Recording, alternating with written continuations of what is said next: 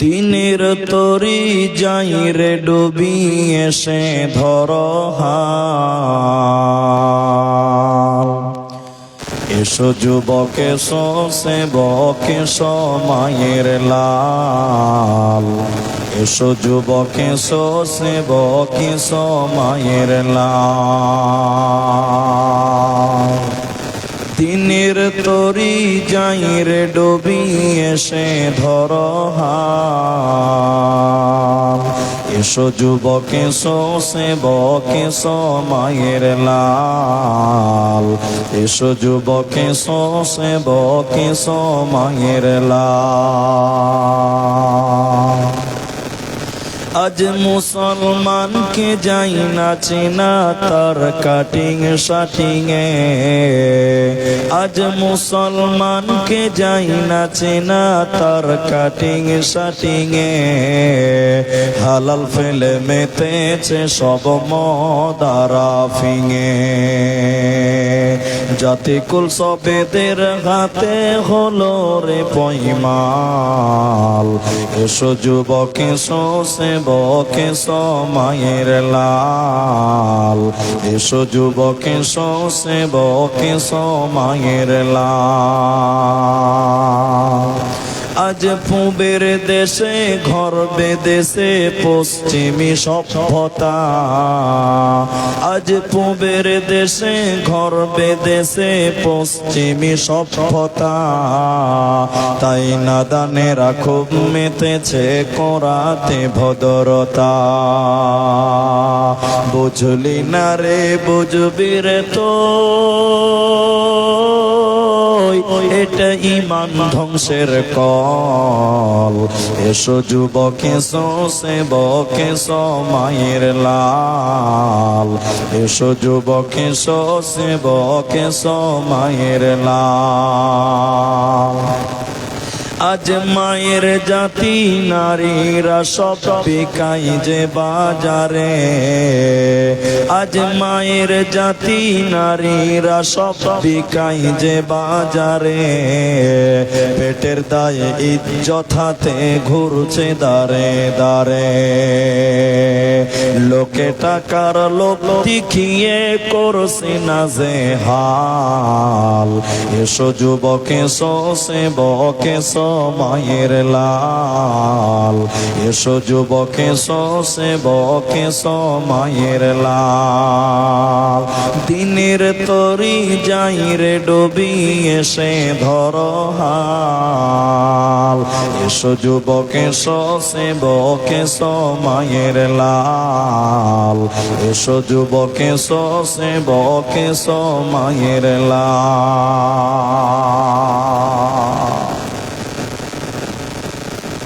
উপস্থিত চলমান সভার যোগ্যতম সভাপতি, স্টেজে ওলামায়ে কেরাম, অতিথিবৃন্দ, আমার সামনে বসে থাকা দিনদার ইমানদার মুমিন ভাই সকল, দোয়ার কান্টারি মুরব্বী সমাজ, স্নেহের কচিকাচা, পর্দার অন্তরালে বসে থাকা মুমিনা সলেহা মা ও বোনেরা, প্রাণ প্রিয় হাটপাড়া রঘুনাথগঞ্জ মুর্শিদাবাদবাসী, প্রশংসা সেই মহান মনিবের দরবারে যিনি আমাদেরকে এক মসজিদ কেন্দ্রিক আয়োজিত মাহফিলে বসিয়ে কোরআন এবং হাদিসের কথা বলার এবং শোনার যিনি তৌফিক ইনায়াত করেছেন, সেই মহান মনিবের দরবারে শুকরিয়া আদায় করি। আমরা সকলেই একবার বলি আলহামদুলিল্লাহ। দরুদ ও সালাম বর্ষিত হোক সরকারে কায়নাত তাজদারে মাদানী নবী কুল শিরোমণি ইমামুল আম্বিয়া নবী মক্কি নবী মাদানী নবী আহমদ নবী মুহাম্মদুর রাসূলুল্লাহ সাল্লাল্লাহু আলাইহি ওয়াসাল্লাম। मोहतरम भाइयों, अजीजों, नौजवान साथियों, আমি কোরআনুল কারীম সূরা জুমা থেকে একটি আয়াত এবং হাদিসে নববী থেকে দুইটি হাদিস আপনাদের সামনে পাঠ করেছি। উল্লেখিত আয়াত এবং হাদিসকে কেন্দ্রবিন্দুর মধ্যে রেখে নির্ধারিত যে বিষয় যুবকদের সময়, এর গুরুত্ব, করণীয় বর্জনীয়, চলার পথ, টোটাল যুবক কেন্দ্রিক কিছু কথা রাখবো যদি আল্লাহ তৌফিক দেন তো। আলাইহি তাওয়াক্কালতু ওয়া ইলাইহি উনীব। তাই আপনারা যারা বসে আছেন, আমি আমাদের সামনে বক্তব্যের বিষয়টা স্পষ্ট শুরু করার পূর্বে একটি মাত্র আবেদন করছি। আপনাকে আর উঠতেও হবে না, দাঁড়াতেও হবে না, বসতেও বলছি। সেটা কি? সেটা হলো যে আমি আপনাদেরকে কিছু কথা জিজ্ঞাসা করলে আপনারা মুখ খুলে উত্তর দেবেন। একবার বলুন ইনশাআল্লাহ। জি, কারণ আপনি যদি কিছু বলেন তাহলে আপনার বুঝতে সুবিধা হবে, আমাকেও বোঝাতে সুবিধা হবে।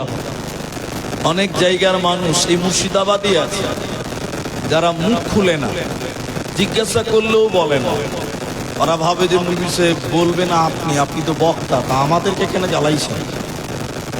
এরকম মিজাজের মানুষ আছে। তাই আপনারা তরুণ ভাই যারা, দিনের সৈনিক যারা, আপনারা অ্যাটেনশন, পাশাপাশি মুরব্বি যারা হয়ে গেছেন, আমি আপনাদেরকেও কিছু কথা বলবো। জীবনটা কিভাবে কাটিয়ে এলেন, এবার হিসাবটা আজকে করে নেওয়ার দিন। আমরা জানি মুহাম্মাদুর রাসূলুল্লাহ সাল্লাল্লাহু আলাইহি ওয়াসাল্লামের সাথী সঙ্গী যারা হয়েছিলেন, সহযোগী যারা হয়েছিলেন, তারা সবাই যুবক, তারা সবাই প্রায় তরুণ ছিলেন। নবীজি এইভাবেই বলছেন যে আমি যুবকদের দ্বারা উপকৃত হয়েছি। নবীজির সাথী হয়েছিলেন, সঙ্গী হয়েছিলেন কিছু যুবক। আর ইসলামী তরুণদেরকে, যুবকদেরকে এত প্রাধান্য দেওয়া হয়েছে যা আপনি আমি কখনো কল্পনা করতে পারি না। আল্লাহ তাবারাক ওয়া তাআলার মানুষ সবাই সমান, ঠিক আছে, কিন্তু কিছু সময়ের জন্য কিছু বয়সকে আল্লাহ প্রাধান্য দিয়েছেন। আল্লাহ বলছেন লাকাদ কাররামনা বানি আদম, আমি বানি আদমের মর্যাদা বৃদ্ধি করেছি, মানুষের সম্মানকে বৃদ্ধি করেছি। এই মানুষের ভিতরে আপনি আছেন, আমি আছি, আর আমাদের ভিতরে আর একটা সময় আছে, সেটা হলো যৌবন কাল, যেটা একটা কাল, যেটা একটা সময়। এই জন্য মুহাম্মাদুর রাসূলুল্লাহ বলছেন, হে পৃথিবীর লোক, দুনিয়াতে তোমরা যারা রয়েছো খুব হুঁশিয়ার, খুব সাবধান। কেন যে তোমাদের যৌবন সম্পর্কে তোমাদেরকে একদিন জিজ্ঞাসা করা হবে। প্রতিটি মানুষকে জিজ্ঞাসা করা হবে যৌবন কাল সম্পর্কে এবং সময় সম্পর্কে। এই জন্য যৌবন একটা নিয়ামত। একটি একটি করে হাদিস আপনাদের সামনে তুলবো, একটু আপনাদের ধৈর্য ধরতে হবে। তার আগে পরিস্থিতিটা একটু আপনাদেরকে বুঝাই, তাহলে আপনি আরো বুঝতে পারবেন। অন্য দিনের তুলনায় আজকে একটু ঠান্ডা বেশি, আমি ঠিক বলছি তো? অন্য দিনের তুলনায় কি ঠান্ডা বেশি আছে? দেখবেন ঠান্ডার দিনে সকালবেলায় মানুষেরা রোদ্রে বসে, আর রোদে বসে যদি হাত পাকা কালায় রুটি পায় তবে তো জমে গেল। জি ভাই, অনেকে জিভে পানি চলে, যদি এখন দেওয়া হয় তারও ভালো। জি ভাই, তো মানুষ বলে শীতের দিনের সকাল আর রোদ মিষ্টি লাগে, এটা মানুষের বক্তব্য। কিন্তু একবারও চিন্তা করে দেখেন, ওই মানুষটা গরমের দিনে দেখবেন সকাল 6টার সময় সূর্য উঠে, সূর্যের তাপ সহ্য করতে পারে না। তখন যদি মানুষ রোদরে যায় তো মাথায় গামছা দেয়, কেউ তয়েল দেয়, কেউ ছাতা দেয়, কেন সূর্যের তাপ সহ্য করতে পারে না। কিন্তু একবার নিজেকে জিজ্ঞাসা করেন, হে যুবক, হে আমার মুরব্বী বাপজি, নিজেকে একবার জিজ্ঞাসা করেন, আজকে পৃথিবী থেকে সূর্যটা কত উপরে আছে, একবার চিন্তা করে দেখেন। একবার আপনি ভাবেন, লক্ষ লক্ষ কিলোমিটার উপরে সূর্য, এরপরও আপনি আমি সূর্যের তাপ, সূর্যের উষ্ণতা, সূর্যের কিরণ আমরা সহ্য করতে পারি না। নবীজি বললেন, কিয়ামতের দিন এই সূর্যটা এত উপরে থাকবে না, একদম মানুষের মাথার 1 মাইল উপরে চলে আসবে। তাহলে সেদিন আপনি আমি কিভাবে সূর্যের তাপ সহ্য করব বলেন? বাঁচার উপায় সেদিন রবে না। নবীজি বললেন, এবার শোনেন, সেই কিয়ামতের দিন প্রতিটি মানুষকে আল্লাহ 5খানা প্রশ্ন করবে। প্রতিটি মানুষকে আল্লাহ 5টি জিজ্ঞাসা করবেন, প্রশ্ন করবেন। নবী বললেন, যতক্ষণ পর্যন্ত 5টি প্রশ্নের উত্তর দিতে পারবে না, অতক্ষণ পর্যন্ত 1 কদম জান্নাতের দিকে যেতে পাবে না। লা তাজুলু কদমা ইবনে আদম ইয়াউমাল কিয়ামাহ। এরে মুর্শিদাবাদের তরুণেরা, যুবকেরা, নবী বললেন, প্রত্যেকজন মানুষকে কিয়ামতের দিন 5টি কথা জিজ্ঞাসা করবেন। যতক্ষণ উত্তর দিতে পারবে না, ওই কিয়ামতের দিন সূর্যের নিচে দাঁড়িয়ে থাকতে হবে। জান্নাত দেবে না, মিলবে না। ওই 5টার ভিতরে 2 নম্বর নবীজি বললেন, শোনো, ওয়া আনসাবাবিহি ফীমা আবলাহ। হে যুবকের দল, তুমি তোমার যৌবন কাল কিভাবে কাটিয়েছিলে বলো? যৌবন কাল কোন পথে ব্যয় করেছিলে বলো? 15 থেকে 30 বছরের হায়াতটা তুমি কেমন করে অতিবাহিত করেছিলে বলো? তুমি তোমার যৌবন কাল আমাকে বুঝিয়ে দাও। যে ব্যক্তি যৌবন কাল আল্লাহর পথে কাটিয়ে দেবে, ওই লোক তো কিয়ামতের দিন জান্নাতি বেনে যাবে। আর যে ব্যক্তিটা কিয়ামতের দিন তার যৌবন কাল বুঝাতে পারবে না, ওই ব্যক্তিকে আল্লাহ জান্নাতে দেবে না, পাবে না, পাবে না। কিয়ামতের দিন যুবকদেরকে বলা হবে, তুমি তোমার তরুণ কাল আমাকে বুঝিয়ে দাও। আমি আল্লাহর ইবাদত করেছি কি করনি বলো?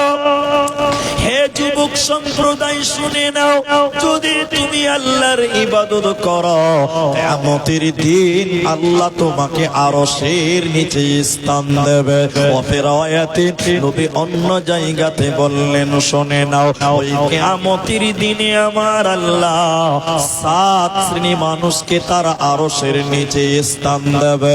ওই 7 জনের ভিতরে ওয়াশাবুন নাশা ফি ইবাদাতিল্লাহ। যে যুবক যৌবন কালে আল্লাহর ইবাদত করেছিল, আল্লাহর পথে সময় ব্যয় করেছিল, আল্লাহর রাস্তায় সময় দিয়েছিল, এই যুবককে আল্লাহ কিয়ামতের দিন আরশের নিচে স্থান দেবে। শুধু তাই নয়, এই যুবককে জান্নাতে দেওয়া হবে। অতএব উত্তর দেওয়ার জন্য রেডি হয়ে যা।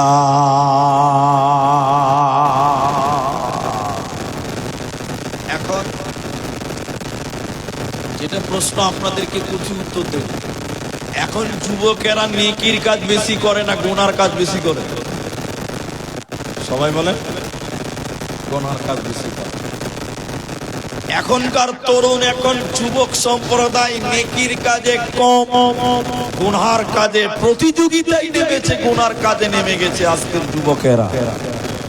কিন্তু তুমি একবার নিজেকে ভেবে দেখো, আজকে দুনিয়াতে সূর্যের তাপ সহ্য করতে পারো না, দুপুর বেলায় তুমি মাথায় ছাতা দিয়ে মাঠে যাও, অফিসে যাচ্ছ তো মাথায় ছাতা ফুটিয়ে যাচ্ছ। যেদিন কিয়ামতের দিন আল্লাহ বলবেন, হে যুবক, তুমি তোমার যৌবন কাল আমাকে বুঝিয়ে দাও, সেদিন যদি আল্লাহকে ঠিকভাবে যৌবন কাল বুঝাতে না পারো, সেদিন তুমি কি করে আল্লাহর সামনে দণ্ডবান হবে বলো? সেদিন তুমি কি করে জান্নাতি হবে বলো? অতএব কিয়ামতের দিন বাঁচতে গেলে যুবক যৌবন কাল তুমি আল্লাহর পথে কাটাও। এখন আপনাদেরকে আরেকটা প্রশ্ন করি, উত্তর দেন। আপনারা ডাব বুঝেন? ডাব? জি ভাই, একটা ডাবের দাম কত? 60 টাকা, 50 টাকা, 60 টাকা একটা ডাবের দাম। জি ভাই, আচ্ছা, মাশাআল্লাহ। দ্বিতীয় নম্বর প্রশ্ন করছি, ওই ডাব যখন পেকে যায় হয়ে যায় নারকেল, নারকেল বলেন তো, অনেকে নারিয়েল বলে, নারকেল বলে, নারকেল। একটা নারকেলের দাম কত বাজারে আপনারা কেউ জানেন? 20 টাকা, 30 টাকা, 25 টাকা। তাহলে একবার নিজেকে জিজ্ঞাসা করেন, বাজারে একটা ডাবের দাম যদি 70 টাকা 60 টাকা হয়, আর একটা নারকেলের দাম মাত্র 30 টাকা। কারণ হলো ডাব হলো কচি যুবক, আর নারকেল হলো বুড়া চুপি মাল, গোমালের দাম কি বুঝি না নাই। এবার বুড়ারা রাগ করছে যে আমাকে দিল মানে। জি না, আপনিও তো একদিন যুবক ছিলেন বাবু, যুবক একদিন আপনিও ছিলেন। তাহলে বাজারে একটা ডাবের দাম হলো 70 টাকা, আর দুর্গা পূজার সময় ওই ডাব বিক্রি হয় 100 টাকা করে। আর এটা নারকেল গোড়া করে খাচ্ছে মাত্র 20 টাকা। না তো বুড়া মালার কেউ দাম দিচ্ছে। ইসলামের ভিতরে ডাবের মতন যুবকদের মূল্য বেশি, তরুণদের মূল্য বেশি। তাহলে যুবক, তোমার কি করণীয় রয়েছে শোনো। আল্লাহ বলেন, হে যুবক, তুমি 15 থেকে 30 বছর, 15 বছরটা আমাকে তিলে তিলে তিলে তিলে বুঝিয়ে দাও। আল্লাহর ইবাদত করেছো কি করনি তুমি বলো? দিনের পথে সময় দিয়েছো কিনা বলো? আজকের যুবকেরা আল্লাহকে জবাব দিতে পারবে না, পারবে না। যুবকেরা কি করবে? লাইটটা বন্ধ করো ভাই, তুমি লাইটটা বন্ধ। হ্যাঁ, তাহলে যুবকেরা কি করবে? এবার যুবকদের কয়েকটা আমল, এদিকে দেখেন, এদিকে আপনারা গুজি গুজি করে। যুবকদের কয়েকটা আমল। এক, যুবকদেরকে ইনকাম করতে হবে। ইনকাম করা ইবাদত, হালাল রুজি অন্বেষণ করার নাম ইবাদত। আল্লাহ কোরআনে বললেন, শুনে নাও, অবিমা আনফাকু মিন আমওয়াল। হে পুরুষের দল, হে জওয়ানেরা, হে যুবকেরা, তোমরা ইনকাম করো। তোমরা বহরমপুর রোডে তোমরা আইসক্রিম বিক্রি করো, কেরল, বোম্বাই, চেন্নাই তোমরা রাজমিস্ত্রি কাজ করো, আর কষ্টের টাকাগুলো তোমরা তোমাদের নারীদের পেছনে খরচা করো। কষ্টের উপার্জনটা বিবিদের পেছনে তোমরা খরচা করো। তাহলে যুবকদের প্রথম ডিউটি হলো ইনকাম করা, হালাল উপার্জন করা।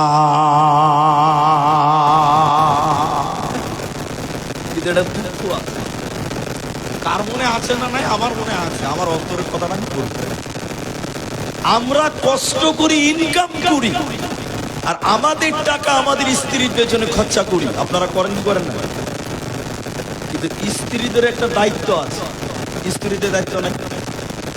আমার টাকা স্ত্রীদেরকে সাজাবো, স্ত্রীরা আমাদের জন্য সাজবে। কিন্তু এখন সত্য করে বলেন মুর্শিদাবাদের ভাইয়েরা, আপনাদের বউরা আপনাদের জন্য সাজে? এরা কথা বলে না, সাজে জি? এই তুই বিয়ে করেছিস? তোমার মাথায় বিয়ে করেনি তো মাথা দেখতে তো পেয়েছে, বিহা নেই না করেছে। হাজি বরযাত্রী যায়নি তো, বরযাত্রী গিয়েছে, দেখতে তো পেয়েছে যে কষ্ট করে ইনকাম করেন মুর্শিদাবাদের ছেলেরা। দিল্লি, মুম্বাই, কেরল, গুজরাট প্রায় সব জায়গাতে মুর্শিদাবাদের লোক পাওয়া যায়। আমরা কষ্ট করি, ইনকাম করি, আল্লাহ আদেশ করেছেন, ঠিক আছে, স্ত্রীদের পেছনে খরচা করি। কিন্তু বিষয়টা কি দাঁড়ালো? আমরা কষ্ট করে স্ত্রীকে শ্যাম্পু কিনে দেই, সাবান কিনে দেই, তেল কিনে দেই, মেকআপ কিনে দেই, আর আমাদের মেকআপ মার্কা বউ দেখে মজা মারে রাস্তার টুকটুকিওয়ালারা। ঠিক বুঝি না নাই বলেন? কারণ আপনার জন্য কোনোদিন মেকআপ মাখে না, কোনোদিন আপনার জন্য মাখবে না। আরে আমি যেদিন বাড়িতে থাকি সবথেকে পচা শাড়িটা পরে থাকি, আর যেদিন শুনবে যে খালি দোলা হয়ে আসবে, তাহলে বুঝিন কি হবে? হ্যাঁ, অনেক কিছু। ওদিকে আমি যাবো না, লাইনটা কেটে যাবে। ইনকাম করা, ইনকাম করবে কে?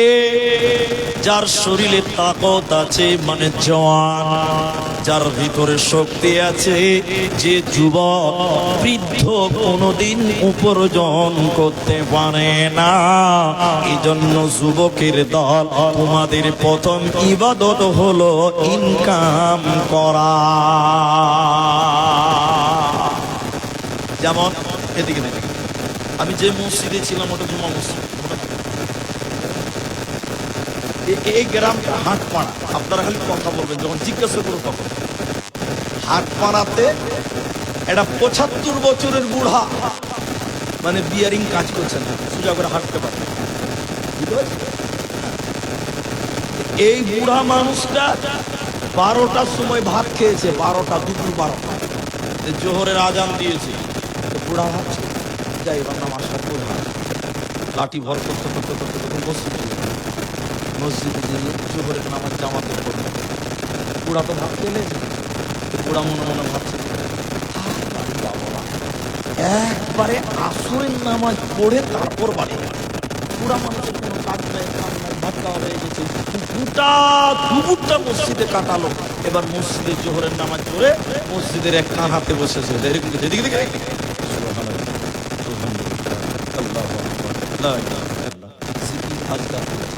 আপনারা এবার বলেন, বুড়া নেকি পাবে কি পাবে না? সবাই বলেন পাবে। এই বুড়া যখন সুবহানাল্লাহ সুবহানাল্লাহ করছে, আমার মতন এটা 30 বছরের নওজোয়ান, যা রক্ত গরম, জোহরের নামাজ পড়তে গেছে, জোহরের নামাজ পড়ে পেছন দিকে চেহারা করে তাকে বুড়ার দিকে দেখছে, বলছে বার বুড়া তো নেকি লুটে নিলে। হ্যাঁ তো সবাই বাড়ি চলে গিয়ে বুড়া বুঝতে নেকি তো লুটে নিলে রে। তখন আমার মতন একটা জওয়ান এরকম জামা কাটাইছি, দেখছি বুড়াকে হারাতে পারছি কিনা দেখছি। মসজিদের আরেক কানাতে 2 হাতে তসবিহ দিচ্ছে, সুবহানাল্লাহ সুবহানাল্লাহ সুবহানাল্লাহ সুবহানাল্লাহ, বন্দা পারাত চলে যায়। আচ্ছা বলেন, সুবহানাল্লাহ সুবহানাল্লাহ করতে করতে আসর ঠিকই। এবার আপনারা বলেন, এই যুবক ছেলেটা নেকি পাবে কি পাবে না? কে বলছে পাবে? পাবে না, একটা নেকি পাবে না। তো বলছে মুনিসে অন্যায় হয়ে গেল, বুড়া লোকটা নেকি পাবে, ছেলেরা মানুষ নেকি পাবে না? বলছে জি পাবে। কেন পাবে না? এদিকে এদিকে দিকে সুবহানাল্লাহ, আলহামদুলিল্লাহ, আল্লাহু আকবার। এগুলো জিকির নফল। এগুলো কি নফল? বলেন এগুলো কি নফল? আর ইনকাম করা কি ফরজ? তাহলে আগে ফরজ না আগে নফল? হ্যাঁ ফরজ। তাহলে ফরজ বাদ দিয়ে কি সুবহানাল্লাহ সুবহানাল্লাহ সুবহানাল্লাহ করে কি হবে না? কোনো হবে নাকি? হবে নাকি? হবে একটা নাকি হবে না। কেন? আল্লাহ কোরআনে বলেন হে যুবকের দল, যাদের শরীরে পাওয়ার আছে, জওয়ানি আছে, শক্তি আছে, আল্লাহ তাদেরকে বলেন, যখন তোমাদের নামাজ হয়ে যাবে মসজিদে বসে থাকতে পাবে না, নফল ইবাদত করার টাইম ওটা নয়। আল্লাহ বলছেন, যুবক, হে পুরুষের দল, ফাইদা কুদিয়াতিস সালাত, যখন তোমাদের সালাত হয়ে যাবে, যখন তোমাদের নামাজ হয়ে যাবে, ফান্তাশিরু ফিল আরদি, তখন তোমরা দুনিয়ায় বেরিয়ে যাও, জমিনে বেরিয়ে যাও, ওয়াবতাগু মিন ফাদলিল্লাহ, আল্লাহর ফজলকে তোমরা তালাশ করো, হালাল ইনকাম করো, কামাই করো, লেবারি খাটো, তুমি মিস্ত্রি খাটো, তুমি মনীষ খাটো, ধান কাটতে গম কাটতে যাও, তাহলে যুবক তুমি বসে থাকতে পাবে না, তোমাকে ইনকাম করতে হবে। ইনকাম করা যুবকদের জন্য, পুরুষদের জন্য ইবাদত।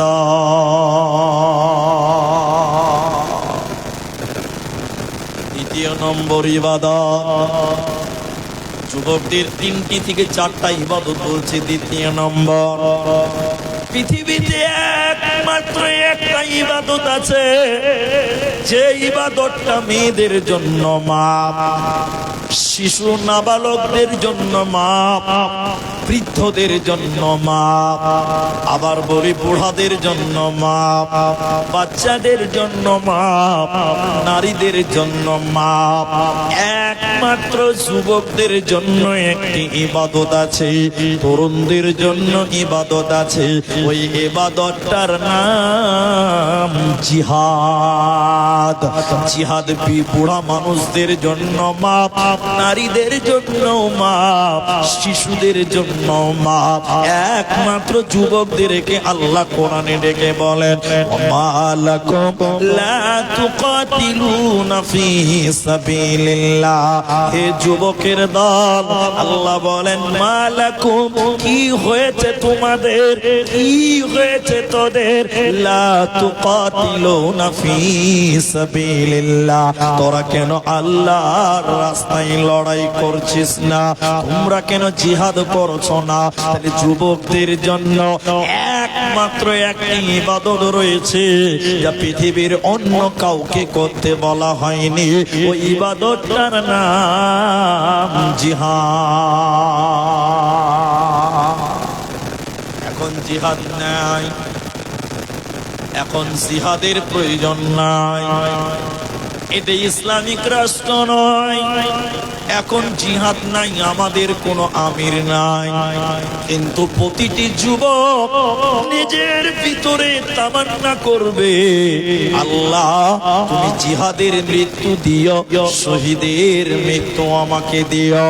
এইটা এত গুরুত্ব কেন? জিহাদ ইবাদতটা শুধু যুবকদের জন্য। এখানে যুবকদের কি ফায়দা রয়েছে শুনে নাও।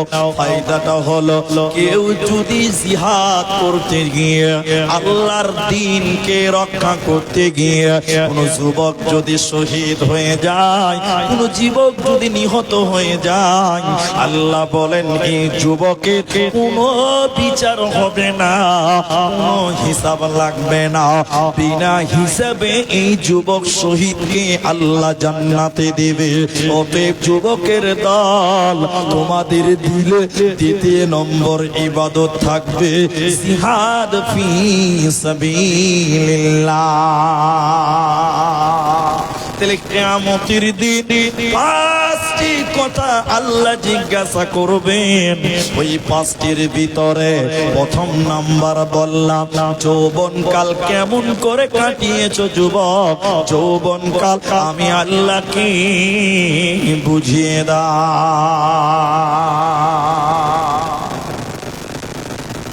এবার যৌবনকে বলছে নিয়ামত। আপনারা দামি জিনিস কি শুনেছেন? সোনা দামি।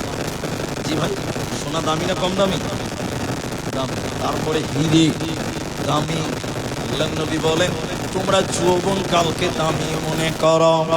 রাসূলুল্লাহ বললেন, ইকতানিম খামসান ক্বাবলা খামসিন, ইগতানিম খামসান ক্বাবলা খামসিন, পাঁচটা জিনিসকে তোমরা গনিমত মনে করো, নিয়ামত মনে করো, হীরের টুকরা মনে করো।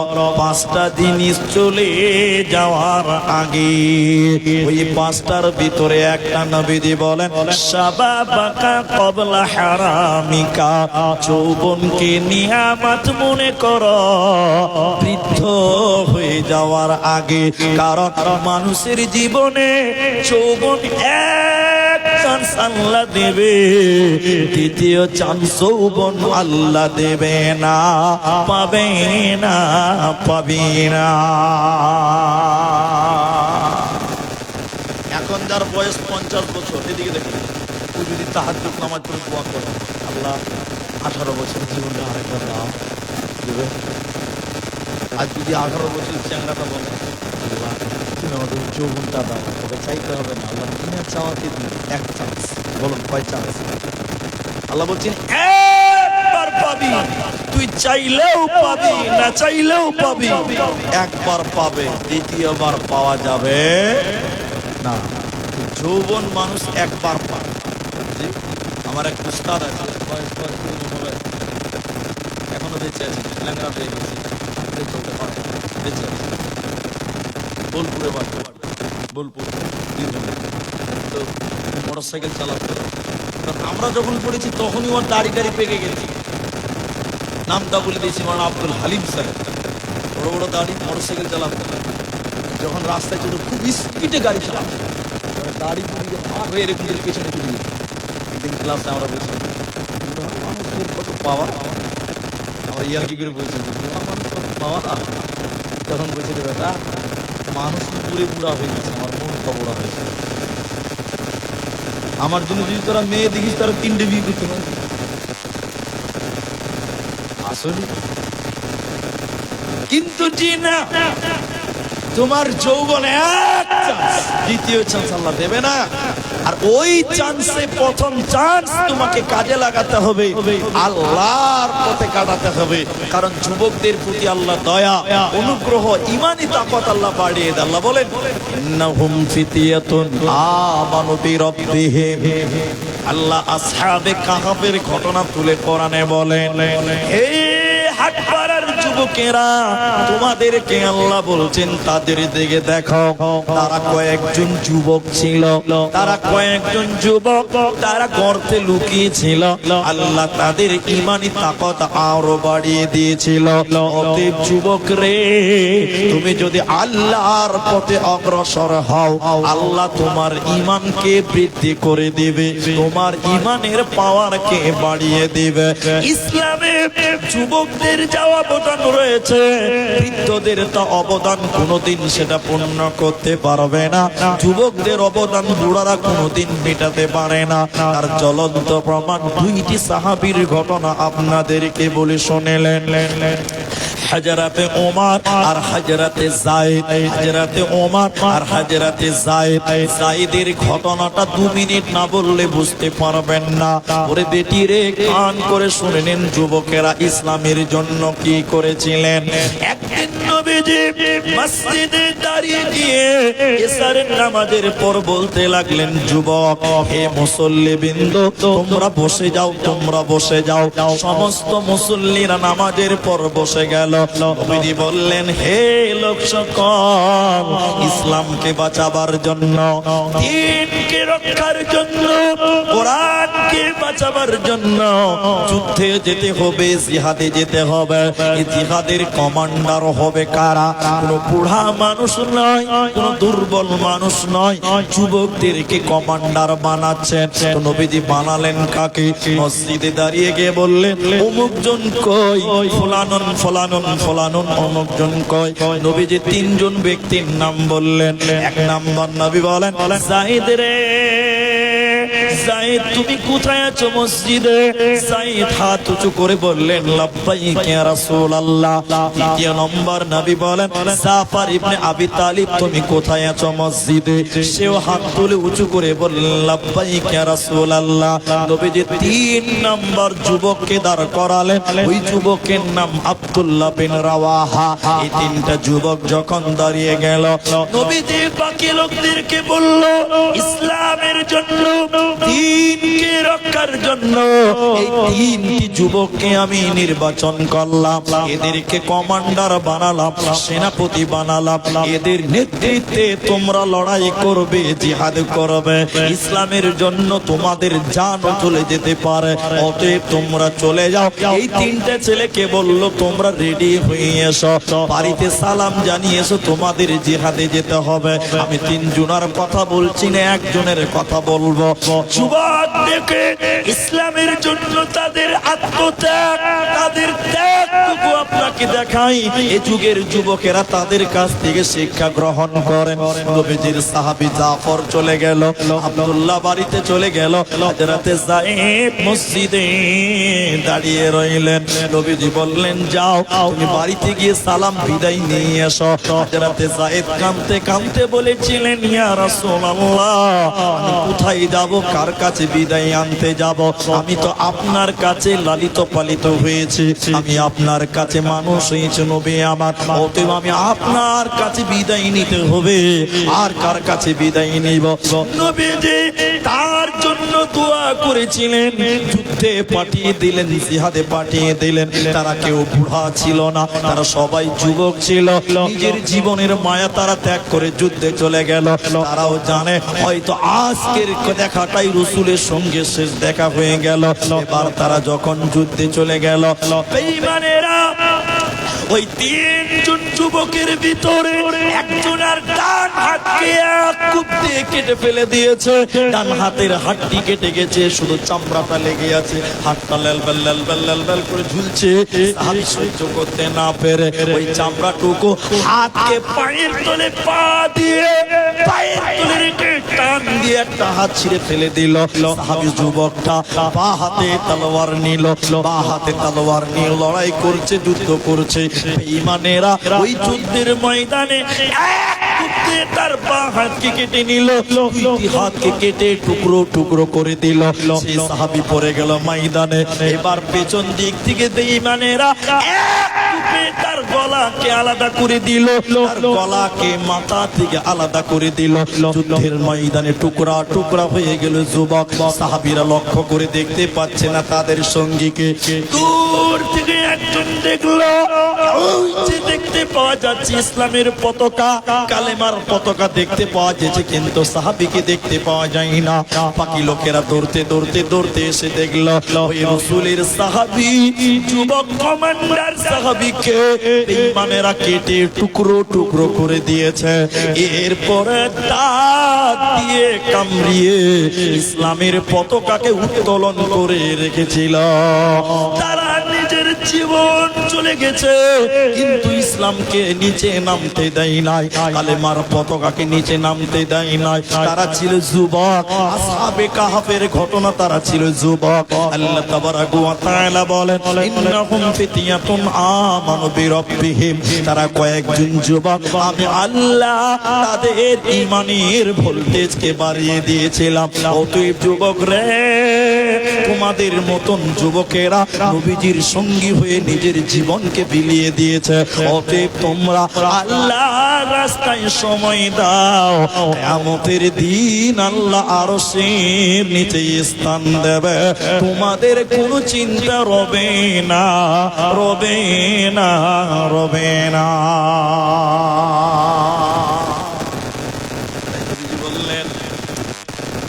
আল্লাহ নবী বলেন সাবআতুন ইউযিল্লুহুমুল্লাহু তাআলা ফি যিল্লিহি ইয়াউমুল লা যিল্লা ইল্লা যিল্লু, আল ইমামুল আদিল, শাবুন নাশা ফি ইবাদাতিল্লাহ।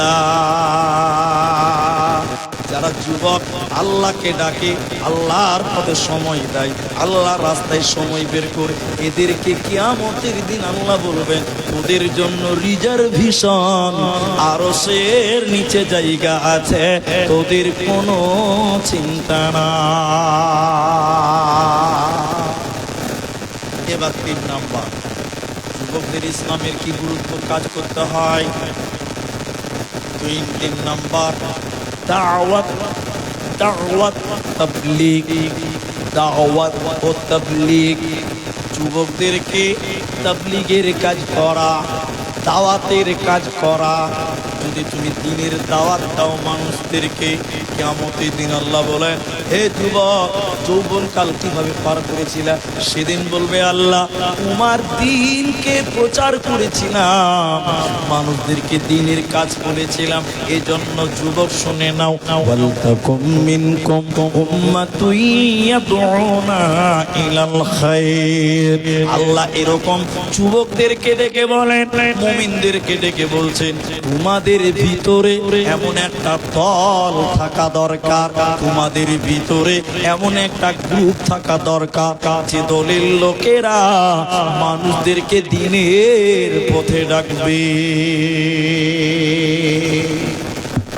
আমি একটা মসজিদে ইমামতি করেছি প্রায় 4-5 বছর ইমামতি। এবার আমি দেখেছি, এখানে একটু হ্যাঁ না বলবেন আপনারা, মিলিয়ে দেখেন, পাড়ার কিছু কিছু ছেলেরা খুব বদমাশ হয়, এগ্রামও আছে, তাই খুব বদমাশ, মুরব্বী মানে না, সম্মান মানে না, আদব নাই, আখলাক নাই, কিছু অসভ্য টাইপের ছেলে থাকে না ভাই? তো মসজিদের পেছনে 1 জানুয়ারি পালন করছে, 1 জানুয়ারি। তাও কি দিয়ে জানেন? ডিজে দিয়ে, ডিজে দিয়ে। পুরা মানুষ, হাজি সাহেব মানুষ, বুড়া মানুষ, এদেরকে বললাম কথাটা খুব ভালো করে বুঝেন, যে চাচা, কাউকে মামু বলি, কাউকে চাচা বলি, কাউকে বাবজি বলি, দেখেন না ঘুম পাতি দিচ্ছে না মসজিদে। আজ 3 দিন থেকে ডিজে গান চিঠি করে বাঁচতে আছে, বাঁচতে হচ্ছে না, নামাজ পড়ে শান্তি না, ঘুমিয়ে শান্তি না, কোরআন পড়ে শান্তি। চলেন বলবো, চলেন বলবো, কথাটা ভালো করে বুঝেন, চলেন বলবো। বুড়া মানুষ 10টার ভিতরে 7টা লোক বললো জি মুনিশের চল।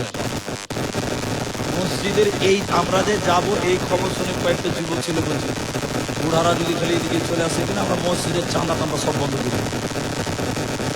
বলেন নিজের কাজ করা যাবে? 7টা বুড়া রেডি হয়েছে যাবো, বেশি নয়। আর 7টা যুবক যদি বলতো কে রে, ট্যাং ভেঙে দেবো, চলেন তো মুনিশ। ওরা প্রতিবাদ করতে পারতো, ওরা এই কথা বলতে পারতো মসজিদের চাঁদা দিব না, দাম দিব না। ইসলামের সোনালী যুগের ইতিহাসটা যদি দেখেন, হযরত উমর যখন ইসলাম কবুল করলেন, তিনি কি বুড়া ছিলেন? বলে না কথা। ইতিহাস যদি আপনাকে এইটুকু শুনেন তাহলে বুঝতে পারবেন। হযরত উমরের জন্য রাসূলুল্লাহ দোয়া করেছিলেন, দোয়া করেছেন নবী মুহাম্মদ রাসূলুল্লাহ। হযরত হামজা রাদিয়াল্লাহু তাআলা আনহু, তারিখের ঘটনা এটা আপনাকে বলছি। রাসূলের পাশে মসজিদে, রাসূলের পাশে হযরত ওমর তলোয়ার নিয়ে আসছে রাসূলের দিকে। হযরত হামজা বলছেন আল্লাহর নবী, ভাতিজাকে আচ্ছা বলছেন আপনি অনুমতি দেন, উমরকে ঢুকতে দিব না, তার গর্দানকে কেটে আলাদা করে দিব। এদিকে দেখি, তোমরা ঢুকিও না, তোমরা আটকিও না, আসতে দাও, আমার কাছে পৌঁছে। হযরত ওমর এলেন, ওমর এসেছেন, রাসূলের হাঁটুর সঙ্গে হাঁটু রাখলেন, তলোয়ার উল্টো করে রাসূলের কাছে জমা দিয়ে দিলেন। বলুন সুবহানাল্লাহ। মুহাদ্দিসগণ বলেন হযরত উমর যখন ইসলাম কবুল করলো, লোকেরা প্রকাশ্যে আল্লাহর ইবাদত করতে পারল, লোকেরা প্রকাশ্যে মসজিদে যেতে পারছে, প্রকাশ্যে নামাজ পড়ছে। তার আগে কেউ প্রকাশ্যে নামাজ পড়তে পারত? তাহলে এটা উমরের পাওয়া, এটা একটা যুবকের পাওয়া। কার পাওয়া বলেন? যুবকের পাওয়া। আজকে বুড়ারা সমাজকে সংস্করণ করতে পারবে না, সমাজের পরিবর্তন আনতে পারবে না যদি তরুণেরা সাথ না দেয়। যদি যুবকেরা ওই মুরব্বীদের সাথী না হয়, সঙ্গী না হয়, তাহলে সমাজ কোনোদিন সংশোধন করা সম্ভব হবে না। আপনাদের পাড়ায় একটা বিয়েতে গান বাজছে, বুড়া মানুষ খালি কুচি কুচি করছে, কিচ্ছু মানে। হাজী সাহেবের নিজের বাড়িতে ওর পোতারা গান বাজায়, ঠিক বলছি না? বলে হাজী সাহেবের নিজের বাড়িতে ওর পোতারা গান বাজাচ্ছে কেন বলুন তো? হাজী সাহেব বুড়া হয়ে গেছে, এই বুড়ার কথার কোনো গুরুত্ব। কিন্তু বলেন, সমাজের 5টা ছেলে যদি দাঁড়িয়ে বলে আমার সমাজের বিয়েতে কোনো গান বাজতে দেব না, আচ্ছা বলেন সমাজ পরিবর্তন হবে কি হবে না?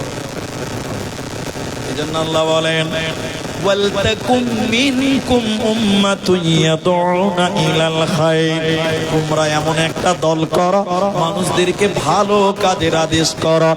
যখন কিয়ামতের দিন আল্লাহ বলবেন ওয়া আনশাবাবিহি ফিমা আবলাহু, তুমি তোমার যৌবনকাল কেমন করে পার করেছিলে, তখন তুমি বলবে আল্লাহ আমি যখন যুবক ছিলাম আমি সমাজের দায়িত্ব পালন করেছি, মানুষদেরকে অন্যায় থেকে রুখেছে, এটা তোমাদের ডিউটি হয়।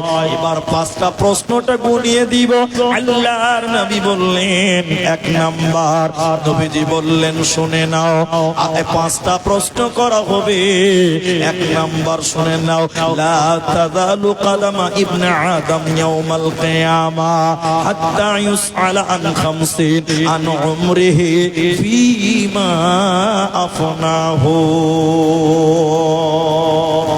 আজকে যে হয়েছে আর 100 বছর যার বয়স হয়েছে, এবার সবার প্রশ্ন হবে। এবার যুবকদের বাদ, এখানে যুবকেরাও আছে কিন্তু ওদেরকে রেখে দিলাম, আল্লাহ সবাইকে প্রশ্ন করবে। আব্দুর রহমান কতদিন বেঁচে ছিলেন, তুমি কতদিন বেঁচে ছিলেন? বলে আব্দুর রহমান বলবে যে আল্লাহ আমি 25 বছর বেঁচে ছিলাম। আল্লাহ বলবেন ওই একদিন থেকে 25 বছর অবধি তুমি হিসাবটা দাও। আচ্ছা, আল্লাহ যদি আপনাদেরকে বলে যে তোরা 50 বছরের হিসাবটা দে, হিসাব দিতে পারবেন? কেমন করে হিসাব দিবে? প্রতিটা সেকেন্ডের হিসাব দিবে, প্রতিটা মিনিটের হিসাব দিবে, প্রতিটা ঘন্টার হিসাব দিবে। কেমন হিসাব? আল্লাহ 1 নম্বর বলেন প্রতিটি মানুষকে বলা হবে তুমি যে 80 বছর দুনিয়াতে ছিলে তার হিসাবটা আমাকে বুঝিয়ে দাও। এবার 80 বছরটা কেমন করে? প্রতিটা বছরে 12টা মাস, 12টা মাসের হিসাব দাও। প্রতিটা মাসে 30 দিন, 30 দিনের হিসাব দাও। প্রতিটা দিনের 24টা ঘন্টা, 24টা ঘন্টার হিসাব দাও। প্রতিটা ঘন্টাতে 60টা মিনিট ছিল, ওই মিনিটগুলোর হিসাবটা তুমি দাও। প্রতিটা মিনিটে 60টা সেকেন্ড ছিল, প্রতিটা সেকেন্ডের হিসাব তুমি দিয়ে দাও। আল্লাহকে 1 মিনিট, 1 সেকেন্ড, 1 ঘন্টা, 1 দিন, 1 মাস, 1 বছর, 2 বছর, 80 বছর বুঝিয়ে দিতে হবে। এই বুঝানোটাকে বলা হয় ইন্না ইলাইনা ইয়াবাহুম সুম্মা ইন্না আলাইনা হিসাবাহুম। এতক্ষণ বুঝলেন? শুধু যুবকেরাই আল্লাহকে হিসাব দেবে জি না, যারা বুড়া আছে ওদেরকে আল্লাহর কাছে সময়ের হিসাব দিতে হবে। যারা বাচ্চা ছেলে এদেরকে আল্লাহকে হিসাব বুঝিয়ে দিতে হবে। টোটাল 80 বছরের হিসাবটা আল্লাহকে না বুঝিয়ে দেওয়া পর্যন্ত আল্লাহ কিয়ামতের দিন 1 কদম আগাতে দেবে না, জান্নাতে যাবে না, পাবে না। 3 নাম্বার প্রশ্ন করা হবে কি? 3 নাম্বার প্রশ্ন করা হবে কি? শুনে নাও। হে পৃথিবীর লোক, কিয়ামতের দিন প্রশ্ন করবে এর যুবক তুমি জীবনে 80 লক্ষ টাকা কামাই করেছিলা, তুমি বছরে 5 লাখ কামাই করেছিলা, তোমার কামাই গুলো কেমন ছিল যুবক তুমি বলো? কামাইটা হালাল না হারাম ছিল বলো? প্রতিটা মানুষকে আল্লাহ বলবে তুমি যে এত টাকার মালিক ছিলা, টাকাটা কেমন করে কামাই করেছিলা বলো? আল্লাহকে তিলে তিলে টাকার হিসাবটা দিতে হবে।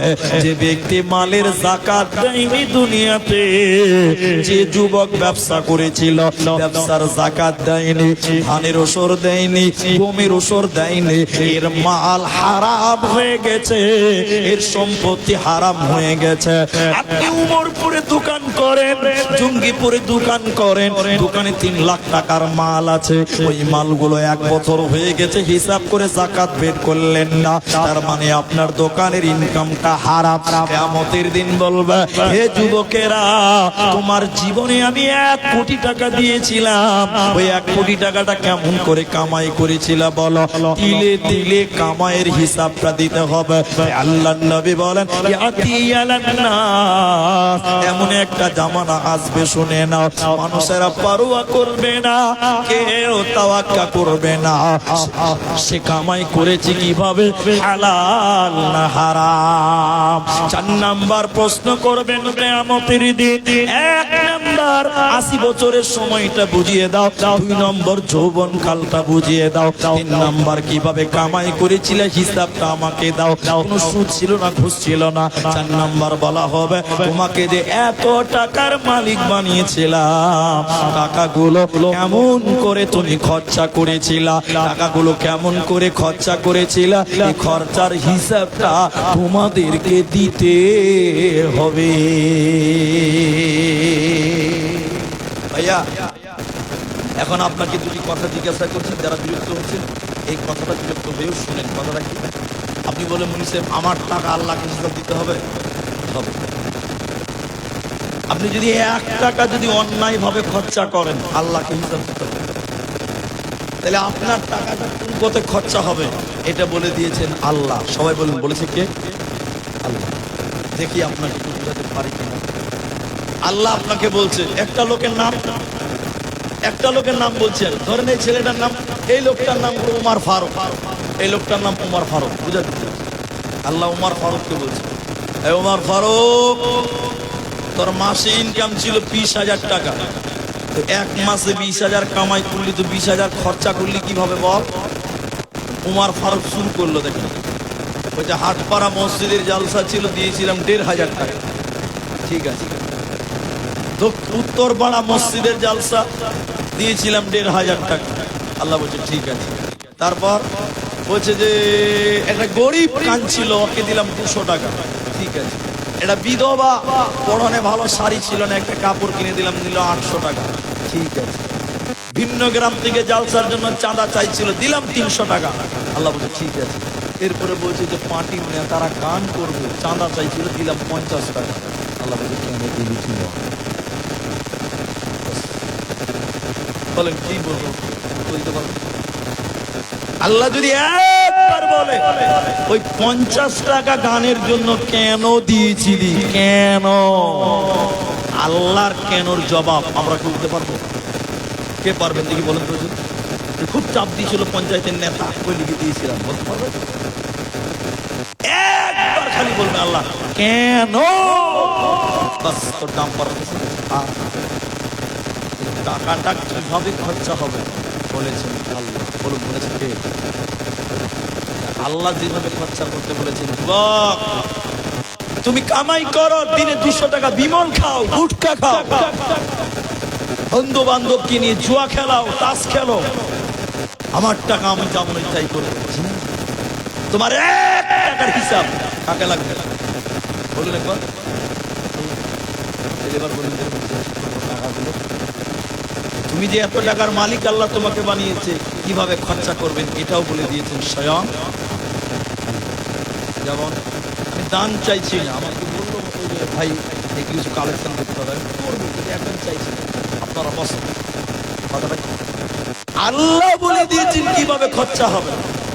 এদিকে দেখেন, ওয়াতাল মাল, যুবকের একটা ডিউটি ইনকাম করা, ইনকাম করলেন, খরচা কিভাবে করবেন এবার বলেন। আল্লাহ বলছেন আতাল মালা আলা হুববিহি যাবিল কুরবা ওয়াল ইয়াতামা ওয়াল মাসাকিনা ওয়া আবনাস সাবিল। আর নবীজি ওখানে কি বলছে? ফারাগাকা কাবলা সুগুলিকা, ফারাগাকা গিনাকা কাবলা ফাকারিকা। মাল একটা নিয়ামত, হাত ছাড়া হয়ে যাওয়ার আগে। এবার মালটা কিভাবে খরচা হবে? আমার দিকে দেখেন, হাতের দিকে দেখেন, আল্লাহর মহব্বত। বলুন কার মহব্বত? এবার বলেন মসজিদটা কার ঘর? আল্লাহর ঘর। এটা হলো আল্লাহর মহব্বত। ফি সাবিলিল্লাহ, আল্লাহর রাস্তায় আল্লাহর মহব্বত। এরপরে আল্লাহ একটা একটা করে বলছেন, ওয়াল ইয়াতামা, এতিমদেরকে দাও, ওয়াল মাসাকিন, মিসকিনদেরকে দাও, ভিখারীদেরকে দাও, মুসাফিরদেরকে দাও, সর্বোপরি তোমার নিকট আত্মীয়দেরকে দাও। আর নিকট মানুষের মধ্যে সবচেয়ে বেশি হক রাখে মা এবং বাবা। তুমি তোমার কামাই যা করেছো, স্ত্রী, ছেলে, মেয়ে, মা বাবার পেছনে খরচা করা, এটাই ইবাদত। বলুন সুবহানাল্লাহ। এখন এক নম্বর আল্লাহর মহব্বত। এখন মানুষের কাছে টাকা থাকলে দান করেন, ঠিক বলছি না? নাই বলেন। উদাহরণ দিচ্ছি হাদিস থেকে, এবার শুনে। একটা লোকের 30 কোটি টাকা মাল। বলুন কত টাকা?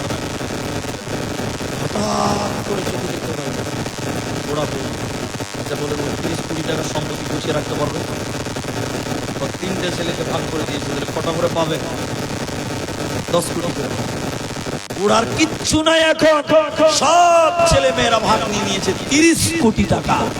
বুড়ার কাছে এখন আছে কি জানেন? একটা লাঠি আর একটা বদনা। কি করবে? পেশাব করবে বদনা, আর লাঠি ভর করে করে মসজিদ যাবে। লোটা আর লাঠি ছাড়া বুড়ার কাছে আর কিচ্ছু। কিন্তু একটা সময় কত ছিল? 30। এই কথাটা শুনেন ভালো করে, ইমান বাবা। এমন সময় মাওলানা সৌগুর রহমান, আপনাদের বক্তা, ও জালসা করতে করতে বলছে, মাব্বানা লিল্লাহি মসজিদান বানাল্লাহু লাহু বাইতান ফিল জান্নাহ। যে মসজিদ বানায় আল্লাহ তার জন্য জান্নাতের ঘর বানায়। করে বলুন সুবহানাল্লাহ। তখন এই পুরার কলজাটা ধারা উঠেছে। 30 কোটি টাকা যদি একটা মসজিদ বানিয়ে দিতাম, তখন বুড়া একটু কমসিয়া করে বলছে, ছেলেদেরকে 30 কোটি টাকা দিয়েছে, ওরা 3 বেটাকে 10 লাখ টাকা দিতে পারবে না। তখন ও বলছে যে বড় বেটাকে বলবো 5 লাখ দে, মেজো বেটাকে বলবো 3 লাখ দে, ছোটটাকে বলবো 2 লাখ দে। তাহলে কত হবে? এটা মসজিদ হবে কি হবে না? সবাই বলে কম বেশি এটা মসজিদ হয়ে যাবে। এবার বুড়া খালি সময় গুনছি যে বড় বেটা কখন হবে। বুড়া রাত 10টা অব্দি বাড়ির দরজায় বসে আছে। রাত 10টার সময় বড় ছিল স্করপিও ঘুরছে। তখন বাপ লাঠি ভর করে কি হলো দিয়েছে এক ধমক, বিজনেস করার মিজাজ আলাদা। তখন বাপ বলছে কিছু হয়নি, চলছে। কি বলছিল? 5 লাখ টাকা হবে। কত খাবো বলছে? যেই ধমক মেরে বলছে কিছু হয়নি, ব্যবসা করছি, ব্যবসা কেমন চলছে, 1 টাকাও চাইতে হবে। তখন বাপ মনে মনে ভাবছে, না মেজো বেটাকে 3 লাখ চাওয়া যাবে, দেখি বলি 30,000 টাকা দেয় কিনে। দেখেন কোথায় ছিল, কোথায়। খানিকক্ষণ পর মেজো বেটা স্ত্রী আরেকটা গাড়ি নিয়ে বাড়িতে ঢুকছে। তখন রাত 11টা বাজে। তখন বাপ আলাদা নিচে জমিরুল, এলি রে বাপ, কি যাবা তুমি এখনো ঘুমাওনি? এখনো তুমি ঘুমাওনি যাওয়া? তখন আমি তামদা করছি, আমদাম বলতে পারছি না কি 30,000 টাকা। রকম করে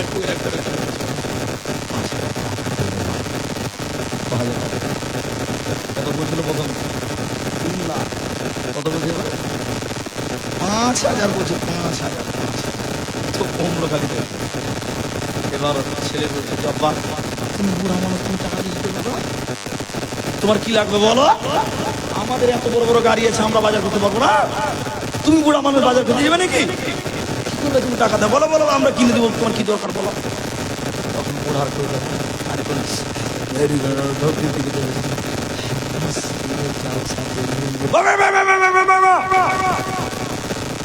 মুরগিরা বললেই দিতে হবে নাকি? ঘরে তখন ফের যে যাও সাথে বলে দিবে 5,000 টাকা আমি দিব, তখন আমাদেরকে দিতে হবে। 5,000 টাকাও পেল। বলেন পেল? এক সময় কত টাকার মালিক ছিল? 30 কোটি টাকার মালিক। শেষের বেলা মসজিদের মুল্লি সাহেব খেতেই পায়নি, দুপুরবেলা জাগিয়ে বুড়াকে দেখে একটু ময়া হয়ে গেছে। বুড়া তখন বলছে, চলো মুল্লি সাহেব আমার বাড়িতে খেতে। ওই বুড়া খেতে দিবি, তোর পুঁজি আছে। তাও মুলবিকে শখ করে লেগে গেছে। বৌমারাকে বলবো, বড় বৌমাকে বলছে, বড় বৌমা ভিতরে ভিতরে খাবার দাও, তখন বুড়া ভাই দুজনে মিলে 4 মুড়ি খেয়ে লিখে বলেন কত কোটি টাকার মালিক ছিল? 30 কোটি টাকার মালিক ছিল। আমি যেটা আপনাকে বুঝাতে চাইছি, যখন তোমার কাছে মাল আছে, মাল ঠিক কাজে লাগাও। মাল একটা নিয়ামত। দুটো হাদিসের আলোচনা চলছে, একটা 5টা প্রশ্ন, 5টা নিয়ামত। 3 নাম্বার বলছে কিনা একটা কাবলা ফাকারিকা, মাল একটা নিয়ামত ফকির হয়ে যাওয়ার আগে। অতএব তোমাদের কাছে মাল আছে হে যুবক, তোমার মালটা আল্লাহর রাস্তায় ঠিক কাজে লাগিয়ে দাও।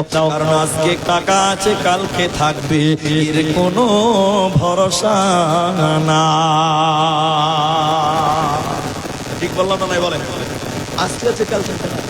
এই গ্রামে একটা লোক, তার 3টা গাড়ি, ছেলেদেরকে নিয়ে বেড়াতো। এখন লোকটা বুড়া হয়ে গেছে, গাড়িগুলো ছেলেদের হয়ে গেছে। এখন ড্রাইভারের 5 জনে বেটা বসেছে, বাপ পেছনে বসেছে, গাড়ি নিয়ে চলে গেছে উমরপুর। এবার বাপ বলছে বেটারে চল বহরমপুর যাই। ছেলে বলছে না বাবা মালদা যাবো। কার কথা চলবে? ছেলে বলছে মালদা যাবো, বাপ বলছে বহরমপুর যাবো। কার কথা চলবে? ছেলের কথা। যেদিন তোমার কাছে মালিকানা ছিল, সেদিন 2 বার বহরমপুর যেতে হতো। তোমার মাল কিয়ামতের দিন আল্লাহ বলবে তোমাদের মালগুলো কোন পথে ব্যয় করেছ। 1 নাম্বার আল্লাহর মহব্বতে তোমরা ব্যয় করো। এতিমদেরকে দাও, মিসকিনদেরকে দাও, নিকটাত্মীয়দেরকে দাও। 4 নাম্বার প্রশ্ন আল্লাহ কিয়ামতের দিন করবেন, যতক্ষণ উত্তর দিতে পারবে না ততক্ষণ জান্নাতে হবে না, পাবে না, দেবে না। 5 নম্বর শুনেলেন হে যুবতী বোনেরা, হে যুবতী ভাইয়েরা, যুবক ভাইয়েরা শুনে নাও। 5 নম্বর আল্লাহ বলেন, যুবক রে, তুমি যেটা শুনেছিলা, তুমি যেটা জেনেছিলে, সেটা তুমি মেনেছো কি মানোনি বলো? জানলে মানতে হয়। তুমি যেটা জানো সেটা তুমি মানো। এই যুবক, রাসূলুল্লাহ তোমাদের মূল্যায়ন করেছে। হে যুবতী বোন, তোমাদেরকেও মূল্যায়ন করেছেন। এবার যুবতী বোনদের কি কাজ করতে হবে, যুবতী মায়েদেরকে কি ডিউটি পালন করতে হবে। এবার যুবতী বোনদেরকে একটা কথা হাদিস থেকে বলি। আল্লাহর নবী বলেন, আল মারআতু ইযা সাল্লাত খামসাহা শামাত শাহরাহা আহসানাত ফরদাহা আতাত বালাহা। ভাইজান, মেয়েদের যুবতী বোন যারা, তাদের ডিউটি আছে। আমি একটা কথা বলবো, এখন তো 16-17 বাজে, 12টা বেজে 17 মিনিট, 1 ঘন্টা 15 মিনিট হলো। আপনারা যেটি মানুষ আছেন আর আধা ঘন্টা টাইম আপনারা বসে না, বলেই যাবেন ইনশাল্লাহ? বসবেন ইনশাল্লাহ? একবার ইনশাল্লাহ বলেন। পেছনের লোকটি বলেন ইনশাল্লাহ। 30 মিনিট টাইম আপনি বসেন, তারপর আর বসতে বলবো না। একবার সবাই বলুন ইনশাআল্লাহ। জি, তারপরে আপনিও চলে যাবেন, আমিও চলে যাব, কিন্তু একটু দোয়া নিয়ে বাড়িতে বলুন ইনশাআল্লাহ। এবার যুবতী বোনেরা, তোমরা যদি কামিয়াব হবে, জান্নাতে হবে, তোমাদের 4টা কাজ করবে। কটা কাজ করবে? উল্টো দিক থেকে বলবো, কটা কাজ? অনেক যুবতী মেয়ে বলছে আমাদের ব্যাপারে কি কোরআনে কিছু বলা নেই? আছে। যুবতী বোনদেরকে মারিয়ামের মতন হতে বলেছেন আল্লাহ। বলছে মারিয়াম ইবনাতা ইমরান, ইমরানের বেটি মারিয়ামের মতন হও। আচ্ছা, মারিয়ামের বিয়ের আগে বাচ্চা হয়েছে, আল্লাহ তার সম্মান বাড়িয়ে দিতে পারেন। কেন বাড়িয়েছে? এখন যদি কোনো মেয়ে বিয়ে না হওয়াতে বাচ্চা হয়, সম্মান বাড়বে না কোন? এই যুবক ভাই, আধা ঘন্টার টাইম বললাম, আধা ঘন্টা শেষ হয়ে গেল।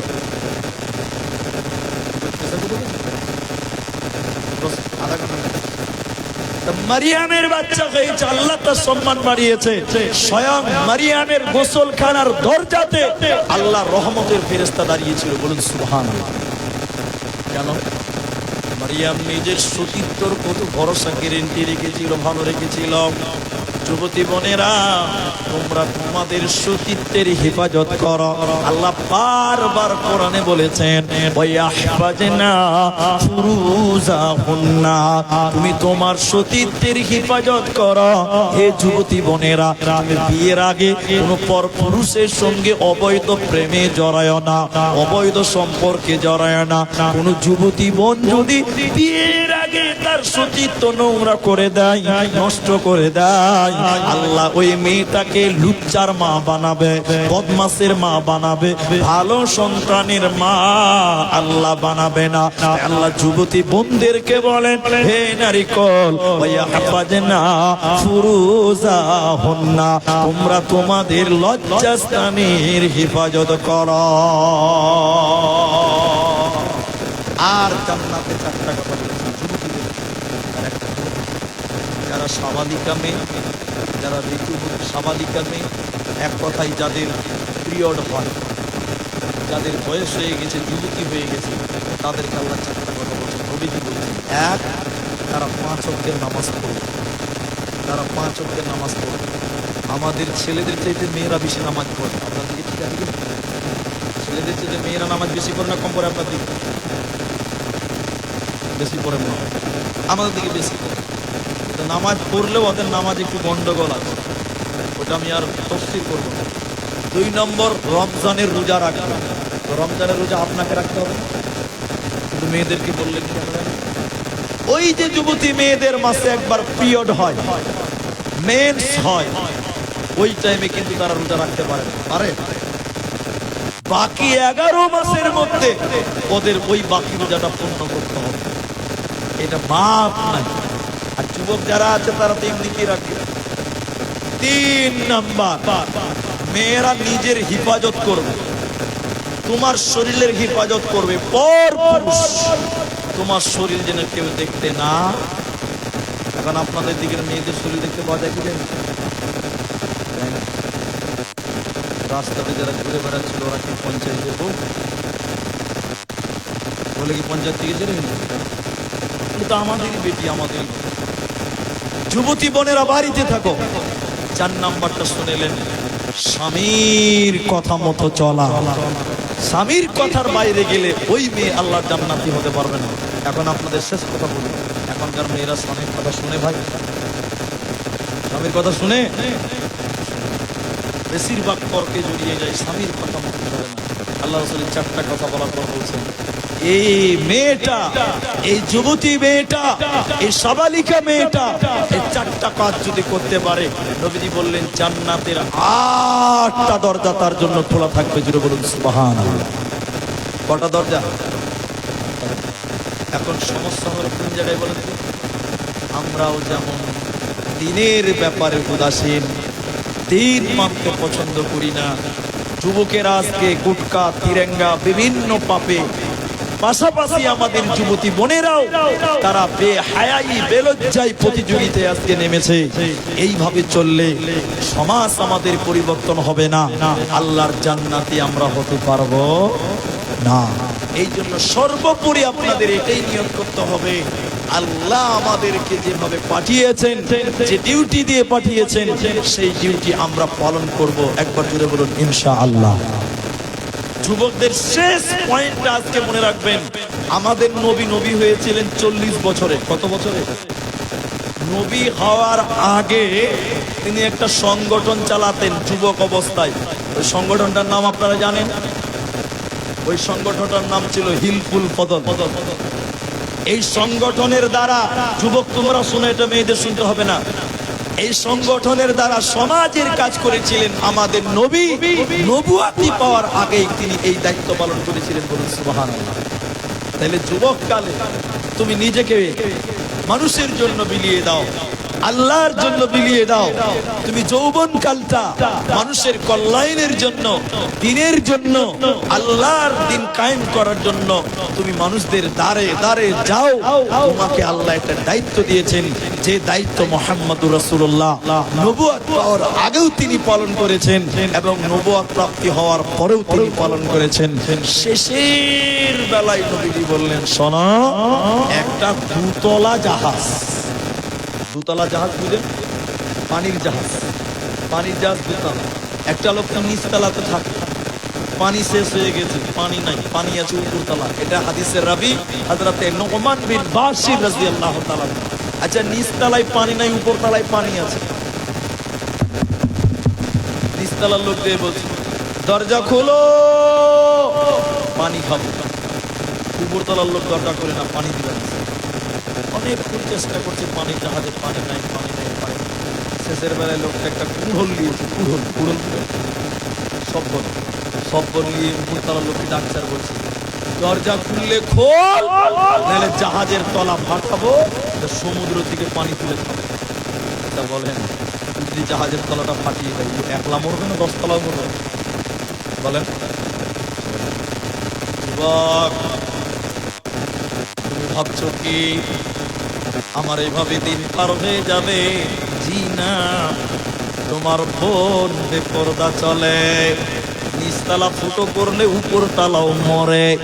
তোমার বোন বেপরদা চলে, টেনে হিচড়ে তোমাকে জাহান্নাম ভরা হবে, তোমার বাঁচার উপায় নাই। তোমার বাড়িতে হে যুবক, তোমার বেটিরা, তোমার বোনেরা, তোমার স্ত্রীরা অন্যায় কাজ করে, তুমি যুবক তুমি প্রতিবাদ করো না।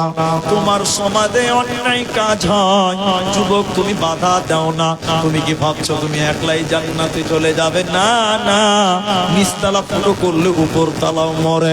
গ্রামের 10টা লোক অন্যায় করে, অত্যাচার করে, জুলুম করে, পাপ করে, আর তোমরা যুবকেরা বসে থাকো, তোমরা দেখো, প্রতিবাদ করো না।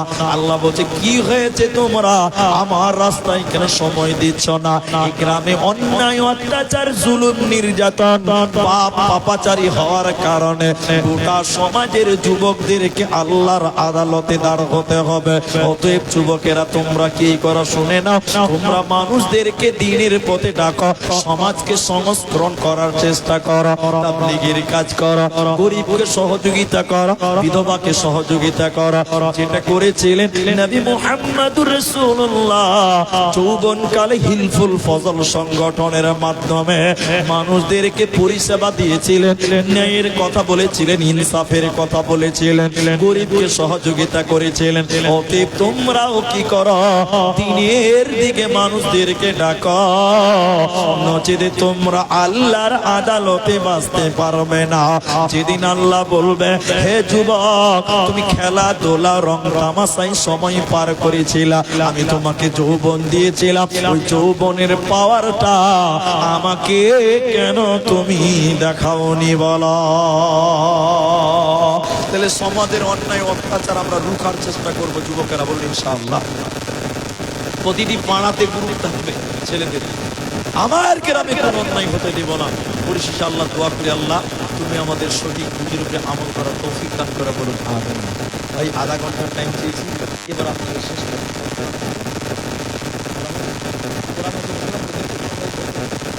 এটা মসজিদের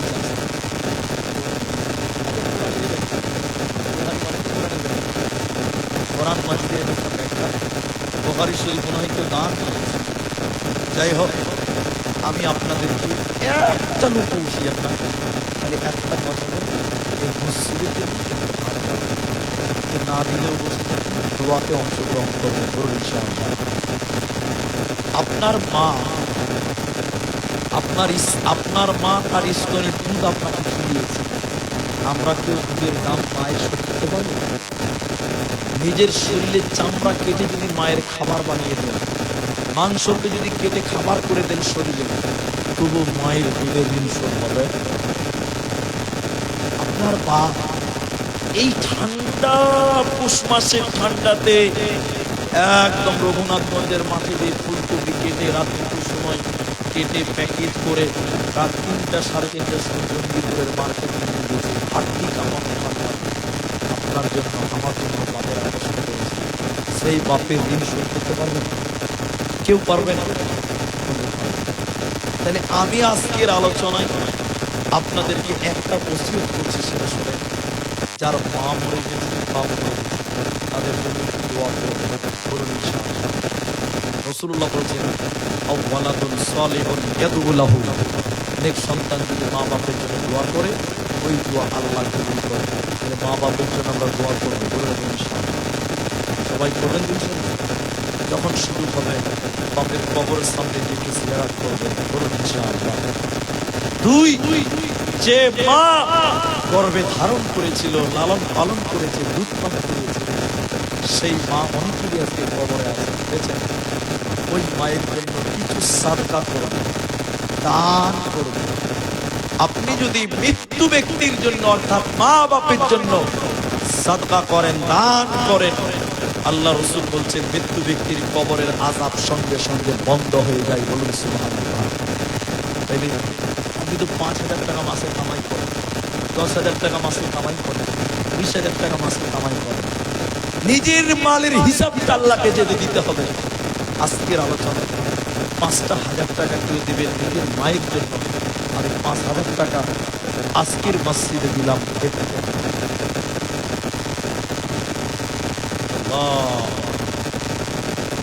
এটা আমি দোয়া করবো। 22,000 টাকা এটা আমার হাতে চলে এসেছে, নাম বলেন। মা বাপ দুজনই মারা গেছে। আমি আপনাদেরকে বলছিলাম একজন কিয়ামতের দিন আল্লাহ মাল সম্পর্কে প্রশ্ন করবে, টাকা সম্পর্কে, যে টাকা দিয়েছিলাম টাকাটা কেমন করে খরচা করেছিলাম।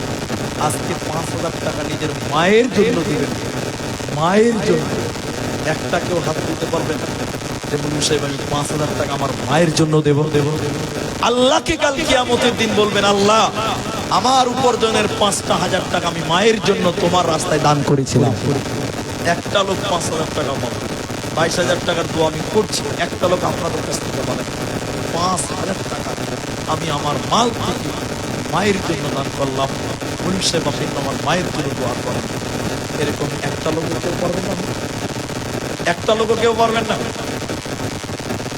দিলাম একটু আসে মুসলমান করেন, কষ্ট নিয়ে না, আমি অপমান করবো না আপনাকে, আল্লাহ মোহাব্বতে মুসলমান করে। এত রাত আজকে একটু ঠান্ডাও বেশি, পায়েও ঠান্ডা লাগছে। আপনার নাম? আচ্ছা, নাম বলতে দুজনেই বেঁচে আছে। যোগ্য বাপের যোগ্য বেটা, বাপ মা বেঁচে আছে তাদের জন্য দান করছে, এটা জানা জানা কথা নয়। একটা লোক এদিকে একটা লোক তার বাপকে বলছে, এই বুড়া মানুষ তুমি ঘরে খাচ্ছ, যাও বাইরে যাও। নিজের জন্মদাতাকে বাইরে পাঠাতে ধমকিয়ে বুড়া মানুষ টেবিলে বসে খাচ্ছ, যাও বাইরে যাও। যে ধমক দিচ্ছে ওর ছেলে আবার পাশে বসে আছে। তখন বলছে দাদুকে খাচ্ছ কেন, দাদুকে খেতে দেবে এখানে। তখন বাপ বলছে ছেলেটাকে, আরে বেটা বুড়া মানুষকে ঘরে খেতে নেই, টেবিলে খেতে নেই। তখন ছেলে বলছে যে বাবা তুমি যেদিন বুড়া হবে তোমাকেও আমি বাইরে এরকম করে পাঠাবো, তোমাকেও ঘরে খেতে দেবো। তখন ছেলে তাড়াতাড়ি তার বাপের হাত ধরে বলছে আপনি পাশে বসে। যেমন আপনি বাপ মায়ের জন্য দান করবেন, আপনার ছেলে একদিন আপনার জন্য দান করবে। আপনি যদি হাত উঠিয়ে মায়ের জন্য বাপের জন্য 1 পয়সা না বার করেন, বিশ্বাস রাখুন আপনার ছেলে মেয়ে আপনার জন্য দান করবে। একজন বেনামিকে 22,000 টাকা মা বাপের জন্য, আরেকজন বেনামিকে 5,000 টাকা মা বাপের দোয়া চেয়েছেন, তিনি বেঁচে আছেন। মা বাপ আল্লাহ যার মা বাপ করে গেছে 22,000 টাকার দাতা, আল্লাহ তুমি তার মা বাপের কবরের শাস্তিকে তুমি মাফ করে দাও। বলুন আল্লাহুম্মা আমিন। আল্লাহ মা বাপের কবরটাকে তুমি প্রশস্ত করো। বলুন আল্লাহুম্মা আমিন। আল্লাহুম্মা গফির লাহু ওয়ারহামহু। বলুন একবার আল্লাহুম্মা আমিন। আল্লাহ আরেকজন মা বাপ বেঁচে আছে রব্বুল আলামিন, এই দানের বদলে তুমি মা বাপের নেক হায়াত তুমি দারাজ করো। বলুন আল্লাহুম্মা আমিন। বলুন একবার আল্লাহুম্মা আমিন। আল্লাহুম্মা সাল্লি আলাই, আল্লাহুম্মা বারিক আলাই। আরেকবার বলুন আল্লাহুম্মা আমিন।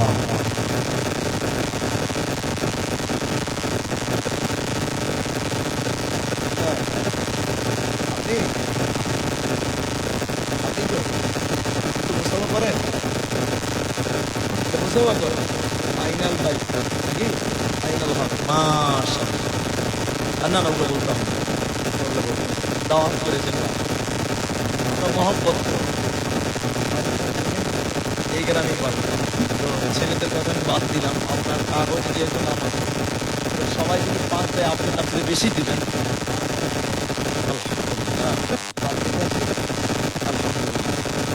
দুটোই বেঁচে আছে কিনারও মা বাপ। আইনাল ভাই আমার 10,000 টাকা। একবার তাকবীর দেন তো, নারায়ে তাকবীর। আমি দোয়া বললে আমিন বলবেন। আল্লাহ আমার ভাই মা বাপের জন্য 10,000 টাকা, রব্বুল আলামিন মা বাপের মান সম্মান নেক হায়াত তুমি আরো বাড়িয়ে দাও, বলুন আল্লাহুম্মা আমিন। আল্লাহুম্মা সাল্লি আলাইহি, আল্লাহুম্মা বারিক আলাইহি। আল্লাহ ভাইয়েরও তুমি ইজ্জত মান সম্মান তুমি বাড়িয়ে দাও, বলুন আল্লাহুম্মা আমিন। আল্লাহুম্মা সাল্লি আলাইহি, আল্লাহুম্মা বারিক আলাইহি। 5,000 একটা লোক দিলেন গো, সামনে থেকে একটা লোক পেলাম না। এতগুলো লোকের বসে আছে, 5,000 করে একটা লোক। আমি আধা ঘন্টা চেয়েছি, 16তে দেখেন 12-13 মিনিট টাইম আছে। একটা লোক 5,000 টাকা। আপনাদের ভিতরে একটা রাজমিস্ত্রি, কোন লেবার, কোন একটা যুবক, একজন বলেন একটা, কমসে কম একজন। মাশাআল্লাহ, দেখেন ইনি বয়স্ক মানুষ। একবার তাকবীর দেন, নারায়ে তাকবীর। বাকি নাম কি হবে? নাম বলতে হবে না, ঠিক আছে। আপনারা বুঝতে পারছেন? আপনার তো পরামর্শ নাই। আল্লাহ তার নাম আমি বলছি না, আল্লাহ বলেছেন বেনামিতে দান করলে কাল কিয়ামতের দিন আরো নিচু স্থান দেবে। এমন দান করলে, দান হাত করলো বা হাত জানলো, মানে গোপনে দান আরো নিচু স্থান দেবে। আল্লাহ তোমার এক বান্দা মজলিস থেকে 5,000 টাকা, আরে মা বাপ তিনারা কবরবাসী হয়ে গেছে, রব্বুল আলামিন গভীর রাত্রিতে তোমার কাছে আবেদন করবো, মা দুঃখ করে গেছে, সেই মা কবরে শুয়ে গেছে, তার কবরটাকে জান্নাত বানাতে দাও, বলুন আল্লাহুম্মা আমিন। আল্লাহ বাপ কষ্ট করে মানুষ করেছিল, সেই বাপ আজকে মাটির বিছানায় শুয়ে আছে, রব্বুল আলামিন বাপের জীবনের ভুল ভ্রান্তি তুমি মাফ করো, বলুন আরেকবার আল্লাহুম্মা আমিন। আল্লাহুম্মা ইগফিরলাহু ওয়ারহামহু, বলুন আল্লাহুম্মা আমিন। তাইলে 5,000 একজন, ওখানে একজন, কিন্তু আমি ঠিক 1:15টার সময় দোয়া করবো। একটা হাদিসের একটা অংশ, হাদিসের ভিতরে এসে ইন্নাল্লাহা বিত্রুন, নিশ্চয়ই আল্লাহ বেজোড়। একটু মুখ খুলেন আপনারা, আল্লাহ জোড়া না বেজোড়া? তারা বলে না কথা, আল্লাহর কোন জোড়া আছে? নবীজি বলছেন ইউহিব্বুল বিত্রা, আল্লাহ বেজুরকে তাই পছন্দ করেন। 5,000 এক জোড়া হয়ে গেল, আর একটা লোক 5,000 দেন, একটা বেজুর হয়ে যাবে ইনশাআল্লাহ। আর একটা লোক 5,000 টাকা দিলে 3টা হবে, বেজুর হবে। এখন নাই, পরে দেন। শুধু নামটা বলেন যে আমি 5,000 টাকা দিব মুন্সি সাহেব, আমার মা বাপের জন্য একটু দোয়া চাই, দেন। 2,000 টাকা পরে দিবেন। নাম বলি, কি নাম? রহিম। মাশাআল্লাহ, নামগুলো আগে ভুল করে রেখে দিয়েছে, তাই নাম হবে আব্দুর রহিম। যাক, রহিম শেখ, আল্লাহ তোমারই বান্দা 3,000 দিল, আরো 2,000 দিবে। ভাইয়ের মা বাবা আছে? আল্লাহুম্মা ইগফির লাহু ওয়ারহামহু ওয়াস্তাগফিরহু, আল্লাহুম্মা ইগফির লাহিনা। গভীর রাত্রিতে আল্লাহ তোমার বান্দা 5,000 টাকা তোমাকে খুশি করার জন্য, আল্লাহ মা বাপের জন্য, আল্লাহ 5,000 টাকা, রব্বুল আলামিন মা বাপের জীবনের গুনাহ কাটা তুমি মাফ করে দাও, বলুন আমিন। আল্লাহুম্মা ইগফির লাহু, আল্লাহ মা বাপকে তুমি ক্ষমা করো, ওয়ারহামহু, আল্লাহ তুমি তাদের প্রতি রহম করো, মা বাপের কবরটাকে তুমি জান্নাতের বাগান বানিয়ে দাও, বলুন আমিন। আল্লাহুম্মা সাল্লি আলাইহি, আল্লাহ 2,000 টাকা বাকি দিলে, আমার টাইমও খুব কম। তাহলে 3 জন হয়ে গেলেন 5,000, একজন 22,000, একজন 10,000 টাকা। কিন্তু কথাতে কথা বাড়ে, টাইমও আছে। তাহলে আমাদের ইসলামে খলিফা তো 4টা ভাই, তাহলে আরেকটা লোক 5,000 টাকা 4টা হয়ে যায়। টাইম আছে তাই বলছি, রাগ করিয়েন না। ঠিক 2:45 দোয়া, 1:45 দোয়া করবো। কে হাতে বলছে একটু আসেন, মুসাফা করেন ভাই। নারায়ে তাকবীর। এদের ভোল্টেজ কমে গেছে, একটু জোরে বলেন লিল্লাহি তাকবীর। এবার যুবক পেয়েছে, আলহামদুলিল্লাহ, মাশাআল্লাহ। ভাই আপনি রাজমিস্ত্রি কাজ করেন, লেবার আপনি আসুন, আল্লাহ আপনাকে ভালো রাখবে ইনশাআল্লাহ। আল্লাহকে দিলে আল্লাহ কমিয়ে দেয় ইনশাআল্লাহ। মা বাবা আমার এক তরুণ ভাই, 5,000 টাকা, তরুণ ভাই আমার, আল্লাহ তোমার যুবক বান্দা 5,000 টাকা 4 নাম্বার হয়ে গেল। আল্লাহ মা বাপ বেঁচে আছে, রব্বুল আলামিন মা বাপকে তুমি সুখে রাখো, শান্তিতে রাখো, নেক হায়াত দাও। একবার বলুন আল্লাহুম্মা আমিন। আল্লাহ যুবক ভাইয়ের কামায়ে রুজিতে তুমি বরকত দাও, একবার বলুন আল্লাহুম্মা আমিন। আল্লাহুম্মা আকসির মালাহু, আল্লাহ তুমি মাল সম্পত্তিতে তুমি বরকত দাও, বলুন আল্লাহুম্মা আমিন। তাহলে 4টা 5,000 হলো। এবার খুলতে খুলতে খুলতে খুলতে অনেক হয়ে গেল, আর একটা লোক দেন, তাহলে 5টা হবে, 5 ওয়াক্ত নামাজ আর 5,000 5 জন। 5,000 5 ওয়াক্ত নামাজ 5 জন ব্যক্তি। আলহামদুলিল্লাহ, একটু আসো, একটু আসো। আরেকবার তাকবীর দেন তো 5 ওয়াক্ত পূর্ণ হয়ে গেল। লিল্লাহি তাকবীর, মাশাআল্লাহ। আমারও বাবা নাই, মা আছে, আপনারও বাবা নাই, মা আছে। না বলি কি নাম আপনার? আব্দুল শুকুর, মাশাআল্লাহ। আমারও বাপ নাই, ওনারও বাপ নাই। এই দিকটা আবার মিথ্যা হয়ে গেলাম না যে ভাই, মিথ্যা হলো। এক ছেলে নৌকাতে উঠেছে, বুঝলেন? নৌকাতে উঠলে তো ভাড়া লাগবে, আপনাদেরকে মাঝিকে ভাড়া লাগে না? তো ভাড়া লাগবে তো তাল বিলিং, তো পকেটে টাকা নেই, ভাবিয়েছি নিজেকে তাল বিলিং। ওই মাঝিকে যে পেছন দিকে যে বলছে আসসালামু আলাইকুম মিতবা, মাঝি বড় থেকে মিতবা, তোর বাপের নাম কি? যে আমার বাপের নাম রুস্তম। আমার নাম জমছে, তো কি করে মিতবাটা হলো? যে না জি মাঝি, তোমার বাঁ দিকটা চোখটা টের হাত, আমার বাপেরও বাঁ দিকটা টের হাত। তো আব্দুল শুকুর মাশাআল্লাহ, ওনারও আব্বা নাই, আমারও আব্বা নাই।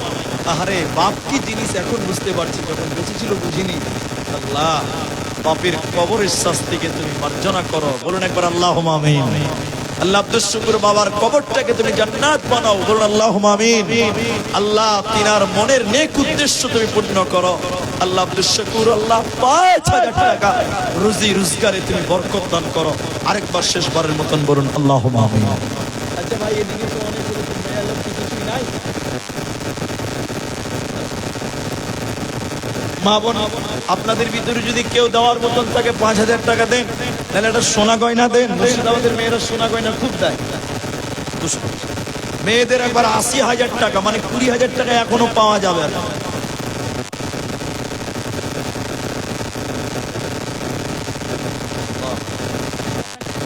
আচ্ছা, আমার ওনার হাফিজের ছেলে 200 টাকা দিয়েছে। বাড়ি দেখেন, বাপের জন্য দোয়া চেয়েছেন। তিনি কেমন মানুষ ছিলেন আপনাদেরটা বলতে হবে না। একদিন ওই রায়গঞ্জ ঢোকার আগে দুর্গাপুরের একটা স্ট্যান্ড আছে, ইটাহার পার্ক, ইটাহার রায়গঞ্জের মিডিলে, ওখান থেকে 1 কিলোমিটারে সাহেব খাটা বলে একটা জায়গা আছে। আজ থেকে অনেকদিন আগেকার কথা। আমি খালি গিয়ে সালাম দিয়েছি, আমার সালাম দিয়ে গেছেন আব্দুর রহমান বেরোয়াল সাহেব বলছেন, অবাক হয়ে গেছে। আল্লাহ চোখ দুটো হয়তো দেয়নি, তার অন্তর আল্লাহর কাছে দোয়া করি রব্বুল আলামিন, তিনি আমাদের সিনিয়র, তিনি আমাদের সাথী। আল্লাহ বক্তা জগতের সাথী ছিলেন। আল্লাহ তার কবরটাকে জান্নাতের টুকরা বানিয়ে দাও, বলুন আল্লাহুম্মা আমিন। দোয়া করেন। আল্লাহ ছেলে দান করেছে বাপের জন্য, রব্বুল আলামিন বাবার ঘটে যাওয়া জীবনের ছোটখাটো গুনাহ তুমি গাফফার নামের উসিলায় মাফ করো, বলুন আরেকবার আল্লাহুম্মা আমিন। এগুলো কাদের গো? কিছু যুবক আপনার কাছে একটা সুন্দর গজল শুনতে চাই। মাশাআল্লাহ, মাশাআল্লাহ। 5টা হলো, আর টাইমও নাই ভাই, 2-4 মিনিট টাইম। আচ্ছা মা বোন, আপনারা যা তুলেছেন বা তুলছে একটু তাড়াতাড়ি দেন, আমি একটু দোয়া করি, আমি একটু দোয়া করি ভাই। শেষের বেলা একটা ছোট্ট আবেদন করবো, দিকে রাখতে পারবেন কিনা? একটা কোরআন যদি কিনতে যান 500 টাকা লাগবে। একটা কোরআনের দাম কত লাগে? 500 টাকা লাগবে। তো এখানে এমন কেউ আছেন যে 5 জন ব্যক্তি বলবেন যে আমি একটা করে কোরআনের দাম দিব মাত্র 500 টাকা।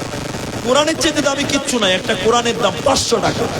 যে আমি 500 টাকা একটা কোরআনের দাম দিলাম মসজিদে, আল্লাহর ঘরে, আল্লাহর কোরআনের দাম 500 টাকা, মাত্র 500 টাকা। একটু আসে, কি নাম আপনার? 500 টাকা 5 জন ব্যক্তির কাছে দিয়েছি। আসুন, জলদি আসুন। লিখে নেন, 500 টাকা সকালে দিয়ে দিবেন, একটা হবে।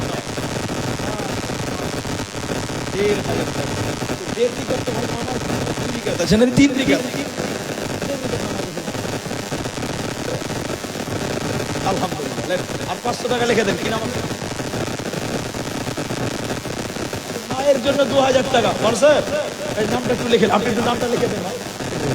আচ্ছা, দুটা 500 টাকা হলো কোরআনের দাম, আর তিনটা কোরআনের দাম। উঠিয়েন না ভাই, একটু দোয়া করবো। যারা 500 টাকা দিবেন তারা উঠেন, বাকিকে উঠিয়েন না। মাশাআল্লাহ, তিনটা কোরআন দেখি বলি, 5টা কোরআন চেয়েছি, 3টা হয়ে গেল। মাশাআল্লাহ মাশাআল্লাহ, জাযাকাল্লাহ। একটা করে কোরআনের দাম দেন, বাস আর কিচ্ছু চাই না। 500 টাকার কি মূল্য আছে ভাই? আর একটা কোরআন, 4টা হয়ে গেল। মাশাআল্লাহ, 5টা কোরআন, 6টা কোরআন। মাশাআল্লাহ মাশাআল্লাহ। আর কেউ দিবেন? 5টা চাইলাম, 6টা হলো, তাহলে 8 4টে দিলে 10টা হবে ইনশাআল্লাহ। দেবেন? আর জলদি করে আসেন, জলদি আসেন। 6টা কোরআন হয়ে গেল। মাশাআল্লাহ মাশাআল্লাহ। 7 মাশাআল্লাহ, 1000 টাকা ইনাম আপনার হাজি জলসে 1000 টাকা। তিনি 2টা কোরআনের দাম দিলেন, আর একটা হলো 9। মাশাআল্লাহ, রহমান 2টো কোরআন, 11টা হলো। আবার কোরআন দিলেন, তাহলে 11 আর 1 12। কোরআন নামটা দেখলেন? রবিউ, 12। মাশাআল্লাহ, 13টা কোরআন।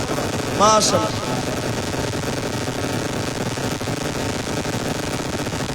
সেকান্দার এদিকে দেখেন।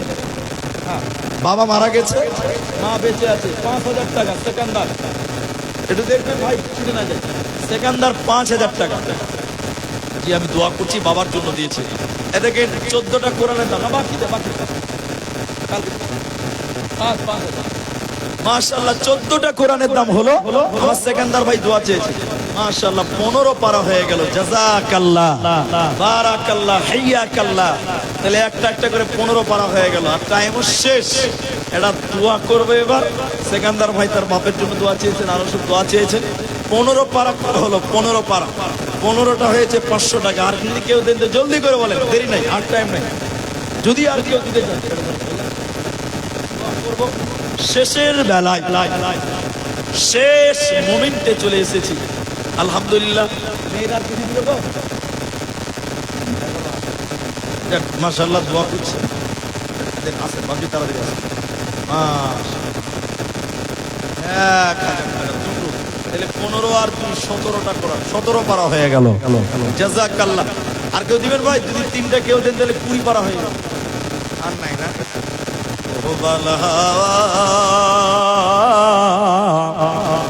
পশ্চিমে চল কাবার পথে বইয়া।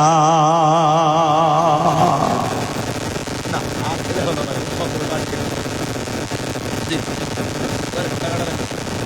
এবার গাজাল শুনবেন, দোয়া আগে করি। কিন্তু একটা কথা আর একটা বলি, গাজাল তো শুনবেনই আপনারা। আচ্ছা ভাই, আমার বাবা শেষে বলে একটা আবেদন করে, আর টাকা লাগে। তবে 500 টাকা 17টা হয়েছে, এটা বাড়লে বাড়তে পারে। এটা আমি বলছি কথা। আমি তো মুর্শিদাবাদে এবছর দুবার, তৃতীয় রাউন্ড এবার করছি। এই বছরে 2য় এলাম। আবার আজ 14 তারিখে লালবাগ। এবার আমি আপনাকে একটু কথা বলি, যে যে মানুষ আছেন, এত রাত বসেছেন, সবার সঙ্গে একটু মুসাফা করতে চাই। করবেন ভাই? মুসাফা করলে আন্তরিকতা বাড়ে। করবেন তো ইনশাল্লাহ? বলে এরা ইনশাল্লাহ বলে না গো। একবার নারায়ে তাকবীর বলবো জোরে, আল্লাহু আকবার বলে দাঁড়াবেন, বলুন ইনশাল্লাহ।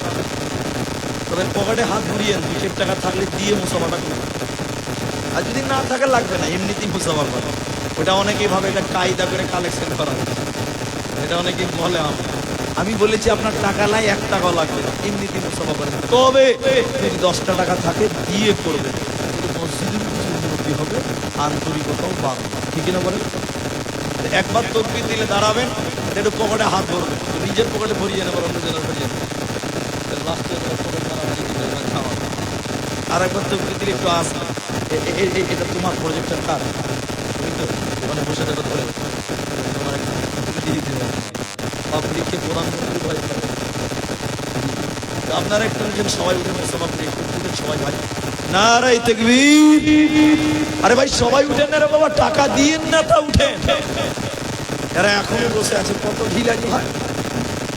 একটু পকেটে হাত ভরেন ভাই, 10টা টাকা থাকলে দিবেন। আরেকবার তাকবীর দিতে চলে আসেন। 18 করা হয়ে গেল। মাশাআল্লাহ, নারায়ে তাকবীর। চলে আসেন, সবাই আসেন, মুসাফা করেন। আপনি 10 টাকা হলো দিয়ে মুসাফা করেন। জাযাকাল্লাহ, বারাকাল্লাহ, হাইয়াকাল্লাহ, জাযাকাল্লাহ, হাইয়াকাল্লাহ। সবাই মুসাফা করেন, আপনার টাকা নাই তাও করেন। জাযাকাল্লাহ, হাইয়াকাল্লাহ, বারাকাল্লাহ, আমিন আমিন। আল্লাহ যারা দান করছে, আল্লাহ তুমি তাদের নেকি দাও। আল্লাহ তুমি জাযায়ে খায়ের দান করো। আল্লাহ ইহকাল পরকাল মঙ্গলময় করো। সবাই আছে, কেউ বাদ যায় না রে। 1 মিনিট পর সবাই ফাঁকা হয়ে যাবে। জি, মরণ পাখি যেদিন সে করবে ডাকা ডাকি, থেমে যাবে জীবন তোমার, বন্ধ হবে আখি, থেমে যাবে জীবন তোমার, বন্ধ হবে আখি।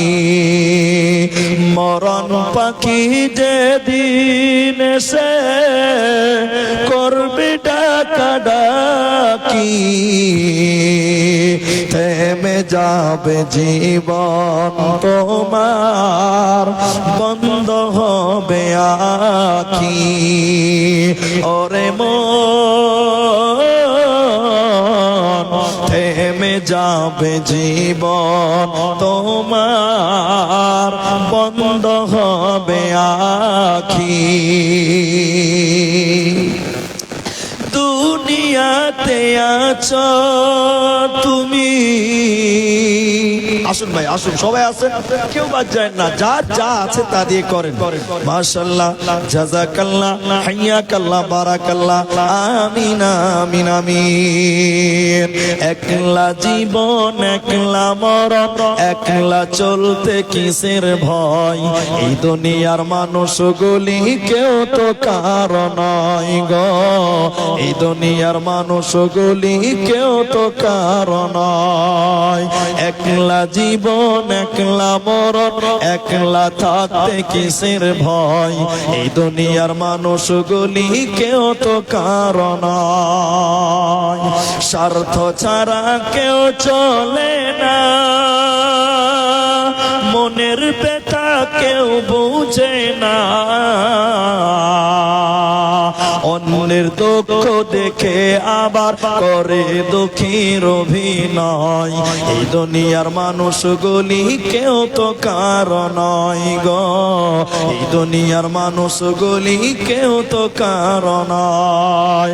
একলা জীবন একলা মরণ, একলা থাকতে কিসের ভয়, এই দুনিয়ার মানুষগুলি কেউ তো কারো নয় গো, এই দুনিয়ার মানুষগুলি কেউ তো কারো নয়।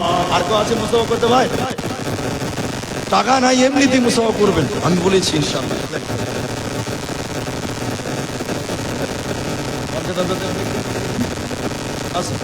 যাই হোক, পরিশেষে আমি দোয়া করবো সবাই সবাই। আচ্ছা, মেয়েদের দাম 49,000 না 49,000, তাহলে আগে ছিল 80, এবার 49, 50 ধরে গেল। জি, আর 10,000 করে দিলেই তো 1.5 লাখ।